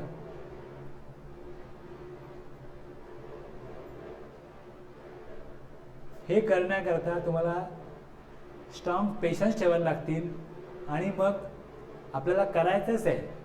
असं करून हे सगळं तुम्ही अकाउंटिंग प्रॉपर करा. पहिले तुम्ही अकाउंटिंगमध्ये परफेक्शन आणा, मग तुम्हाला पुढच्या गोष्टी कळतील. मी तुम्हाला करून दाखवलं एक की बघ करू शकतो, पण हिशोब कोण करणार आहे आणि कुठे कुठे काय काय धोके आहेत, कुठे कुठे काय काय काळजी घ्यायची आहे, कुठे कुठे काय काय त्यांनी आपल्याला. आपण एखादा गेम खेळतो की नाही कम्प्युटरवरती, समोरचा आपल्यावरती हल्ले करत असतो, मला माहिती आहे बॉम्ब टाकणार आहे, आपण अगोदर इथं बंदुकीची गोळी मारतो, तो मरतो. काय होतं का आपल्याला नाही, तसाच हा गेम आहे. तुम्ही तिकडे चॅलेंज स्वीकारता, इथे पण चॅलेंज स्वीकारला पाहिजे की आपल्याला पहिली गोष्ट म्हणजे अकाउंटिंग प्रॉपर करा, लायबिलिटी प्रॉपर रेकॉर्ड करा, तुमच्याकडे जे परचेस झालं इनवर्ड ते प्रॉपर रेकॉर्ड करा. मग पोर्टलला कुठे काय जातं हे तुम्हाला दाखवलं नाही. तुम्ही 1 महिना 2 महिने 3 महिने जर तुमचा CA record, CA return file करतोय, तर तो कशा वगैरे करतोय, तुमची लायबिलिटी किती आहे, तुमच्या अकाउंटला किती आहे. सकाळी माझ्याकडे एक स्टुडंट येतो, आता त्याला बऱ्याच गोष्टी कळल्या, त्याने आता स्वतः मॅचिंग वगैरे केलं आणि कुठले इनवॉइस राहिले बघितलं. मग सप्लायरला विचारलं इनवॉइस काय नाही आला, तो म्हणतो क्वार्टरली आहे. आता हां रिटर्न क्वार्टरली आहे. मग म्हटलं तुम्ही त्यांना पेमेंट त्यांना कुठे करतो, म्हटलं त्यांना आम्ही 4 महिने पेमेंट करतो. मग त्यांनी दाखवलं नाही तर तो क्वार्टरली करतायत, ते काय बोलू पण शकत नाही म्हणतो त्यांना की तुम्हाला आम्ही GST देणार नाही. GST काय त्यांना आम्ही काहीच देत नाही म्हणतो. करा क्वार्टरली तर क्वार्टरली, ITC आपल्याला मग मिळेल तेव्हा मिळेल. सप्लायरला पेमेंट केलेलं नाही. मग असे 2-3 सप्लायर आहेत की जे त्यांना जास्त गरज आहे, मग हे क्रेडिट घेतात, मग त्यांना त्यांचं तेवढं मार्जिन नाही आहे, मग ते क्वार्टरली रिटर्न फाईल करतात. छोटे आहेत, हे मोठे आहेत, ते छोटे आहेत. मग त्यांना क्रेडिट किती देणार, काय देणार, असं करून त्यांच्याकडनं माल घेणं सांगितलं यांनी. रेट पण त्यांनी ॲडजस्ट केला आहे आणि त्यांना क्रेडिट पण 4-5 महिने घेतात त्यांच्याकडनं. म्हणजे यांचा प्रोजेक्ट चालला, पैसे आले तर त्याला पेमेंट करतात, नाही आलं तर नाही. ते पण बिचारी मजबूर आहे, ते काय राहणार काय. मग ते रिटर्न फाईल त्यांनी क्वार्टर ठेवलं आहे, त्याच्या टर्नवर 1.5 करोडपेक्षा 5 करोडपेक्षा कमी आहे, त्यांनी क्वार्टरली घेतलं आहे. आम्ही क्वार्टरली करू, करा क्वार्टरली तर क्वार्टरली करा, आम्हाला क्रेडिट द्या फक्त बस. मग तेव्हा हिशोब करायला पाहिजे तो. आता ते तो बोलला की म्हणजे मलाही बाजूला काढले पाहिजे, म्हटलं काढ बाजूला. आता कसं झालं आहे, त्यांनी डिटरमाइन केलं आहे की तो 7-8 वर्ष अकाउंटिंगचं काम करतोय. आता त्याला जे येत नव्हतं आणि असं बसून त्यांनी बघितलं, काय त्याला फारसं कळत नाही, तो दाखवतो ओपन करून, त्याला कळत टी व्ही भरतात, 11 रजिस्टर वन भरतात, पण हां किती एवढे आहेत ना, करून टाकू, बस करतो, दे OTP, संपला विषय. पण ह्याला काही कळत नव्हतं, कारण कसं काम चालतं, कसं ॲडजस्ट करायचं याचे तरतुदी काय, प्रोविजन काय आणि रूल काय माहीत नाही त्याला, त्यामुळे तो अडत होता. आता मी त्याला दाखवल्यानंतर त्याला लगेच कळलं, अरे हां हे समजून घ्यायचे आता पुढच्या महिन्यामध्ये तो आणखीन एक स्टेप पुढे जाईल. जर मी रोज कोर्स घेतला तर माझा 1.5 महिन्यात संपेल, आणि ऑल्टरनेट डे जर घेतला तर 3 महिने चालेल. जर 3 महिने चालला तर मी रिटर्न 3 वेळा दाखवू शकतो प्रॅक्टिकली. पहिल्या वेळेस जेव्हा दाखवतो मी तर विचारतो त्याला, मी आता पहिले बघितलं का, त्या लोकांना माहिती पण नसतं की 3B आणि J-1 काय असतं. आता दाखवलं का मग काय ते डिसिजन होतं, ते पहिल्यांदा ऐकलं जातं. मग मी पुन्हा विचारतो की असंच आपण काहीतरी बोलणं झालं होतं त्यावेळेला तुम्हाला काय माहिती आहे, तेव्हा बोलला तेवढं ऐकलं तेवढंच. आता परत काय आम्ही वाचत नाही आणि काय बघत नाही, घरी गेलो का आपला जेवतो, TV बघतो आणि झोपतो, सकाळी उठलो का कामाला, वेळ नाही. त्यामुळे प्रॉब्लेम काय होतो, मलाच वाटतं की अरे परत घ्यावं एकदा, म्हणून मी हा पॉईंट परत घेतला. समजलं ना काय, अदरवाईज आपला पॉईंट संपला होता. आता ज्यावेळेस मी काल तुम्हाला दाखवलं, म्हणजे त्या दिवशी पण असं झालं की मी ज्यावेळेस तो पॉईंट घेत होतो, तो एक्झरसाईज घेत होतो, हे घेत असताना आता मला जे एक्झाम्पल मिळालं, आता मी हा शेवटी टॉपिक घेतो ना, त्यामुळे मला अपेक्षित आहे की तुम्ही हे ॲडजस्टमेंट करून द्याल.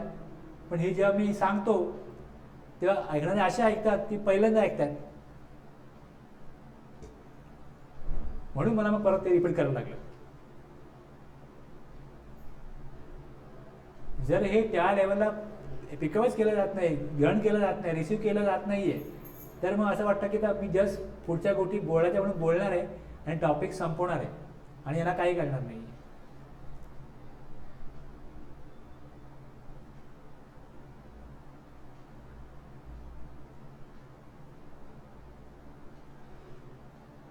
आता हे एक्झाम्पल मला घ्यायचं आहे, आता पुढे हेच दिलं वर्किंग नोटमध्ये, मग परत या रूलचा रेफरन्स आला, 49 काय हेच आठवत नाही, पेमेंट ऑफ टॅक्स, तर मग हे सांगणार काय,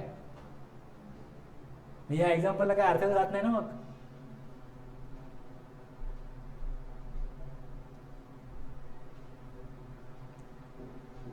पेमेंट ऑफ टॅक्समध्ये तुम्ही पुढे जाल, UT/GST, त्याच्या पुढे घ्याल, मग आता यामध्ये बघा आता काय त्यांनी अमेंडमेंट करून 49A आणि 49B काढले. ह्यात काय सांगितलं, north east standing anything contain in section 49. हे जे शब्द आहे ना, हा north east standing anything contain in section 49, ह्याचा तुम्ही किती मराठीत वाचलाय, मराठीत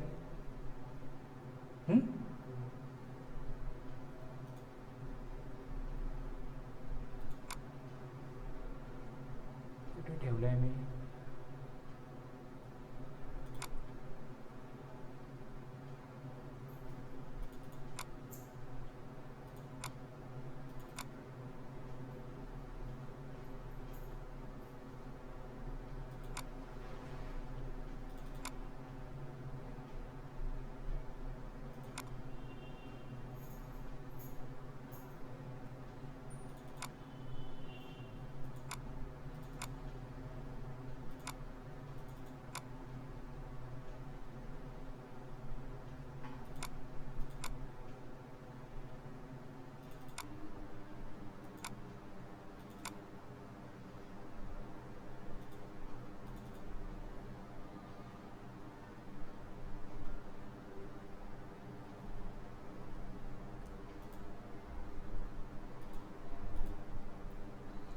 काय वाचलं आपण आता, 49A 49A.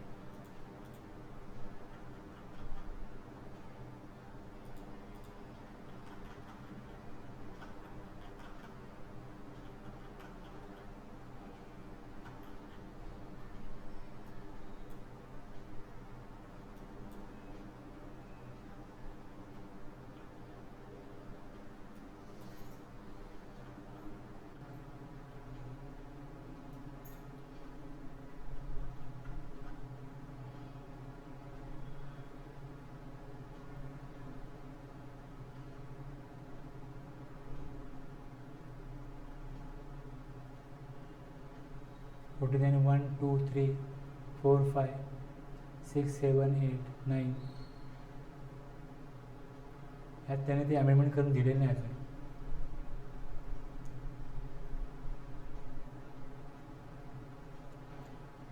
तुम्हाला त्याचा अर्थ कळाला म्हणून दाखवतो की 9 दाखवतो, मग 9 मध्ये त्याचा अर्थ दाखवतो. आपण 9-1 आणि 9-2 बघितला ना, 9-1 आणि 9-2.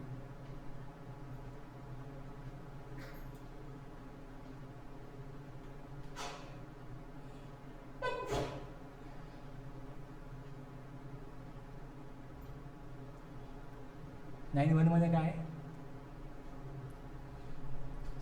पोट कलम 2च्या तरतुदीच्या अधीन राहून, पोट कलम 2च्या तरतुदींना अधीन राहून असा त्याचा अर्थ आहे. सब्जेक्ट टू असा आला ना, सब्जेक्ट टू, तर सब्जेक्ट टूचा अर्थ तसा असतो, सब्जेक्ट टू. आणि नॉर्थ विंड म्हणजे north wind anything containing section 49. Section 49A मध्ये काही सांगितलं असेल तरी, मग जर तुम्हाला अशा प्रकारे शब्द अडत असतील तर तुम्ही मराठी रेफर करू शकता. मराठीमध्ये या प्रकारे दिले.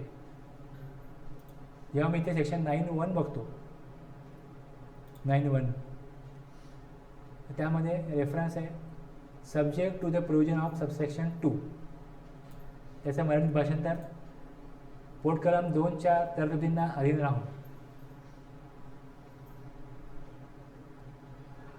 आपल्याला एखादी गोष्ट कळत नाही आहे, त्याचं नक्की कारण काय आहे त्याचा शोध घेतला पाहिजे. सगळ्या शब्दाने ते डिफाईन केलं आहे ना, मग ज्या प्रकारे शब्दामध्ये मांडावं लागतं की ज्यामधनं काय सुटू नये, त्यामुळे शब्द वापरण्याची काय पद्धत आहे, मग त्यात ती पद्धत आपल्याला समजली तर ते काय सांगितलं ते हे आपल्याला कळतं. मग तुम्ही रेफर करा मराठीमध्ये. आता मी हे दाखवलं आणखीन तिघांना. आकाशला विचार की हिला आता कळतं का? आता तुम्हाला पहिल्यापेक्षा कळतंय का? मग हे बघा, म्हणजे मी शेवटी कसं होतं, तुम्हाला कळावं म्हणून मी काय ना काय वेगवेगळे प्रयोग करतो. पण तुम्ही काहीच प्रयोग करणार नसाल तर मग कठीण आहे ना. तुम्ही काहीच एफर्ट घेणार नसाल तर कठीण आहे. आता वर दिलंय तुम्हाला, ते काही दिलेलं असलं तरी हे ऐकायचं तुम्हाला. 49A नंतर आला ना, तो का आला? कारण 49 कमी पडत होता, म्हणून मग पुढे अमेंड करून 49A काढला. The input tax credit on account of central tax, state tax, union territory tax shall be utilise towards payment of integrated tax, central tax, state tax.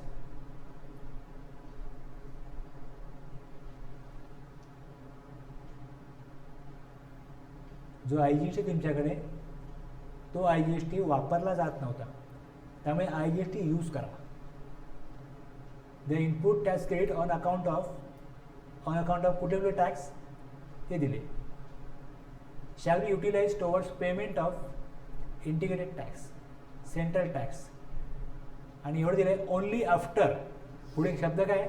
Only after the input tax credit available on account of integrated tax has first been utilised fully toward such payment. पहिले IGST use करा.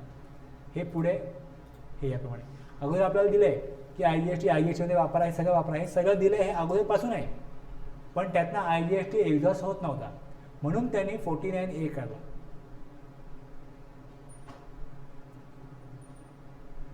पुढे B मध्ये काय दिलं आहे? Not we standing anything contain in this chapter. ह्या चॅप्टरमध्ये काय दिलं असलं तरी पण, and subject to the provision of section 49(5)E. Subject to म्हणजे याच्या अधीन राहून, म्हणजे त्याचं ऐकलं जाणार नाही का, त्याला आपण ब्रेक नाही करणार. 49(5)E मध्ये तुम्हाला क्रॉस युटिलाइज नाही करायचे, CGST एकमेकांशी पे नाही करायचं आहे, त्यामुळे ते दिलं आहे. On the recommendation of the council prescribe rule बनवला 88A. The order and manner of utilisation, कशा प्रकारे टॅक्स भरायचा आहे हे तुम्हाला रूल 88 दिलं त्यांनी. आणि मग rule 88 order of utilisation of input tax credit आलं.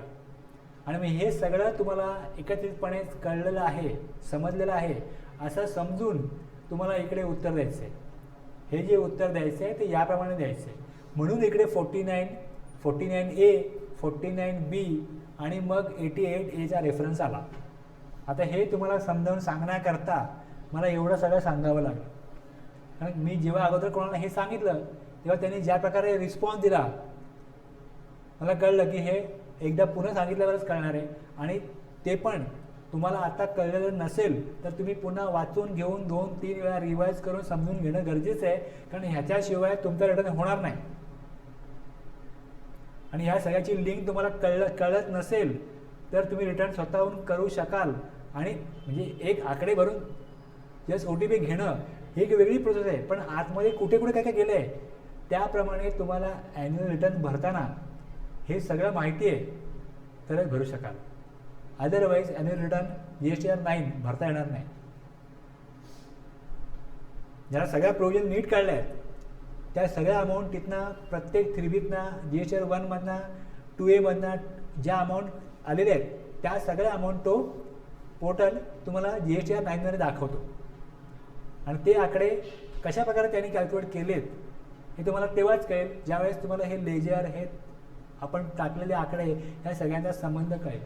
पेमेंट तुम्ही किती केलं आहे हे सगळं तो सेक्शन 44 प्रमाणे जेव्हा GSTR 9 भराल त्यावेळेस सगळं हे येईल. ते येण्याकरता मग ती आपली फायनल एक्झाम आहे. ह्या आपल्या मंथली एक्झाम आहेत की ती आपली फायनल एक्झाम आहे.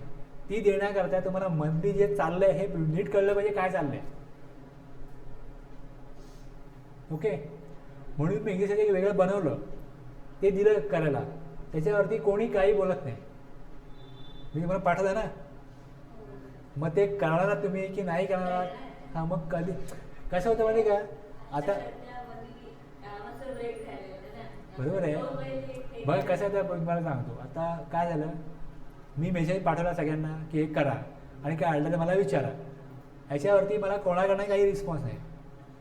आता मी 8 जणांना पाठवलं मग आता 8ही जण ते करत नाही आहेत हे मी त्यांना धरून झालं कोणी करत नाही. आणि प्रत्येकाची आहेत ना जी काही कारणं आहेत जेन्युइन रिझन सगळ्यांकडे ते का करू शकत नाही आहेत.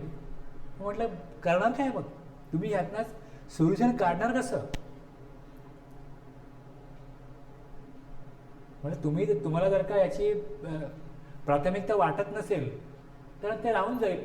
आणि मग तुम्ही मला क्वेरी विचाराल त्यावेळेस तुम्हाला मी सांगणार आहे. माझं काम मी केलं आहे. हे जे ॲडजस्टमेंट करायला जो जे IGST ॲडजस्ट करा CGST GST सगळं जे काय आहे हे आपल्याला अवघड जातं. तर मग हे सगळं एवढं आपण शिकलो आहे तर ह्याच्यावरती काय शॉर्टकट सोल्युशन आहे का म्हणून मग तो कॅल्क्युलेटर शोधला.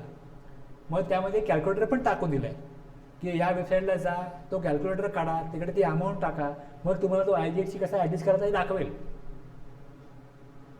जर तुम्ही हे पण तिथे घेऊन गेलात की 19,500 लायबिलिटी आहे आणि मग तुमच्याकडे ITC 21,500 CGSTचा होता ना इकडे एक्झाम्पलला ह्या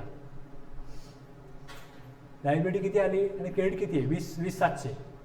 मग ह्या 20,700ला लायबिलिटी जी इथे आली टोटल करून तो ॲडजस्ट करायचा आहे. त्यातनं मग अमाऊंट 1,200 उरते 20,700 आल्यामुळे. मग ती 1,200 ॲडजस्ट होऊ शकते दुसऱ्या हेडला हे तुम्हाला तो कॅल्क्युलेटर करून देतो त्या नियमाप्रमाणे. तुम्हाला ते डोकं चालवायची गरज नाही. पण असा रूल आहे त्याप्रमाणे तो ॲडजस्ट करतोय पोर्टल हे तरी माहिती पाहिजे नको तुम्हाला. म्हणजे जर ते IGST आल्यावरती काही अवघड होत असेल तर ते अवघड दुखणं सोपं करण्याकरता सोल्युशन तुम्हाला तिकडे दिलेलं आहे वेबसाईटला त्या. मग ती वेबसाईट मी बऱ्याचशा गोष्टी असतात की लोकांना अवघड जातात मग कोण ना कोण त्याचा सोल्युशन बनवतो. म्हणजे शोधलं मी कुठे एक्सेलला मिळतं आहे का कुठे असं प्रकारे मिळतं आहे का तिथे ते होतं. त्यामुळे थोडं तुम्ही वेळ काढून ते केलं. आणि जर तुम्हाला आता तुमचा परवा क्लास आहे त्यानंतर मग माझा हा टॉपिक संपेल. त्यानंतर मग आणखीन काय तुमची डिमांड असेल तर मी आणखीन 2 टॉपिक आहेत ते घेईन. तोपर्यंत तुम्ही ते केलं पाहिजे. तर मग पुढच्या शनिवारी आता ह्या शनिवारी मी तुमचं संपवीन बरोबर आहे. नेक्स्ट आणखीन 2 दिवस आहेत तेव्हा आणखी काहीतरी वेगळं बघू. तोपर्यंत तुम्ही करणार असाल तर मग शनिवारी तुम्हाला काय त्याच्यामध्ये कशा प्रकारे काय गोष्टी कळत आहेत तुम्हाला ते जे केलं एक्झरसाईज तुम्हाला ते उपयुक्त वाटतं का हे तुम्ही बघा. आणि जेवढे आपले टॉपिक झालेत त्यात तुम्हाला कुठल्या टॉपिकवरती काय डिस्कशन पाहिजे असेल हे तुम्ही सांगायचं आहे जे आपण टॉपिक घेतले. म्हणजे तुम्हाला एक एका फ्रिक्वेन्सीला पोचून कोर्स संपला पाहिजे. असं आहे की तुम्ही थकलात, बाय झाला, आता खूप कळलं, असा जो कोर्स संपतो ना तो नको मला. आणि मग काय व्हायचं, पहिले मी ज्या प्रकारे शिकवत होतो त्या प्रकारे अजून किती दिवस क्लास चालणार आहे, किती दिवस क्लास चालणार आहे, म्हणजे त्यांना ती लेवल येत नव्हती असं मला वाटत होतं, ते कंटाळले. त्यामुळे मी मेथड चेंज केली. आता मी शेवटच्या मोमेंटला काय घेतो, रिटर्न फाईल दाखवतो. आता तुमच्या अनुभवावरून मी आता ह्यांना आणखीन वेगळ्या प्रकारे घेतलं आहे. आता मी या प्रकारे माझं चाललं आहे की शेवटचे म्हणजे जसं जसं कोर्स पुढे जाईल तसं त्यांना कोर्स इंटरेस्टिंग वाटला पाहिजे किंवा काहीतरी आपण शिकतो असं वाटलं पाहिजे. पहिले उत्साह असतो, त्यामुळे कंटाळवाण्या गोष्टी मी पहिले घेतो आणि नंतर इंटरेस्टिंग पुढे घेतो, असं करायचं. आणि हळूहळू मग वेबसाईटला टॅलीमध्ये काय गोष्टी चालल्यात हे आता दाखवल्यानंतर मग असं वाटतं ना हे आपल्याला आलं पाहिजे. आणि तुम्हाला मी दाखवलं की तिकडे लेजरला बघा ती अमाऊंट दिसते. मग ज्यावेळेस अमाऊंट टाकली आपण त्या तिकडे गेली. आता जर तुमच्याकडे तुमचे इनवॉइस आहेत, तुमच्याकडे तुमचे सप्लायचे इनवॉइस आहेत आणि तुमच्याकडे लॉग इन पासवर्ड आहे, तर तुम्ही ऑब्झर्व केलं पाहिजे की तुमच्या कंपनीचा डेटा कशा प्रकारे फाईल झाला आहे. तुम्हाला तिथून काय कळलं, मग ते सगळं तुम्हाला टॅलीमध्ये बसवायचं असेल आणि मग तुम्हाला या प्रकारे मी त्या एंट्री केल्यात, तुम्हाला अशा एंट्री करायच्या असतील, हे कधी करू शकतो की ज्यावेळेस तुम्हाला प्रॉपर अंडरस्टँडिंग झालं आहे तेव्हाच तुम्ही करू शकाल. मग ह्या लेवलला जाण्याकरता तुम्ही एफर्ट्स घेतले पाहिजे, तर होईल, अदरवाईज नाही होणार. इतरांपेक्षा जे लोक शिकवणारे आहेत मार्केटमध्ये ते रिटर्न शिकवतात. मला असं वाटतं रिटर्न बरोबरच अकाउंटिंग पण प्रॉपर झालं पाहिजे. जे तुमच्याकडे ऑनलाईन गेलं आहे ते काय गेलं आहे आणि तुमच्याकडे त्याच वेळेला काय रेकॉर्ड झालं आहे हे दोन्ही सेम असलं पाहिजे. हे कोण करत नाही, ह्याच्याकरता खूप शक्ती लागते, खूप अभ्यास लागतो. रिटर्न फाईल करण्यामध्ये काय स्किल आहे, काहीच नाही ना. तिथे आकडे सगळे भरून मिळतात फिरवीत तर जे सर्वांनी अपलोड केला की केला, लोक तेच भरतात, त्यात काय शिकवायचं. पण तुम्हाला ट्रबल येऊ नये, ट्रबल कुठे येऊ शकतो, कुठे धोका आहे, ते धोके काय आहेत, कारण तुम्ही नियम नाही पाळला. सिग्नल आहे, गाडी थांबवा आणि मग त्याप्रमाणे काम करा, काहीच भीती नाही कसली. म्हणजे व्यवस्था आपण समजून घेतोय आणि त्या व्यवस्थेप्रमाणे आपल्याला अकाउंटिंग करायचं आहे. त्या व्यवस्थेप्रमाणे आपलं अकाउंटिंग झालं आहे तर आपलं रिटर्न पेमेंट सगळं प्रॉपर होईल. लॉ समजून घेण्याचं कारण काय, आपण व्यवस्था समजून घेतलेली आहे, मग तुम्हाला त्याप्रमाणे प्रॉपर अकाउंटिंग करायला पाहिजे. हे तुम्हाला कोण शिकवणार नाही, कोण दाखवणार नाही, कारण अशी कोण करतच नाही आहेत. दोन समुद्र रेषा कधीच मिळत नाहीत. तसं अकाउंटंट आपलं काम करतो आणि CA आपलं काम करतो, हे चालले आपापल्या वेगळ्याच लेवलला.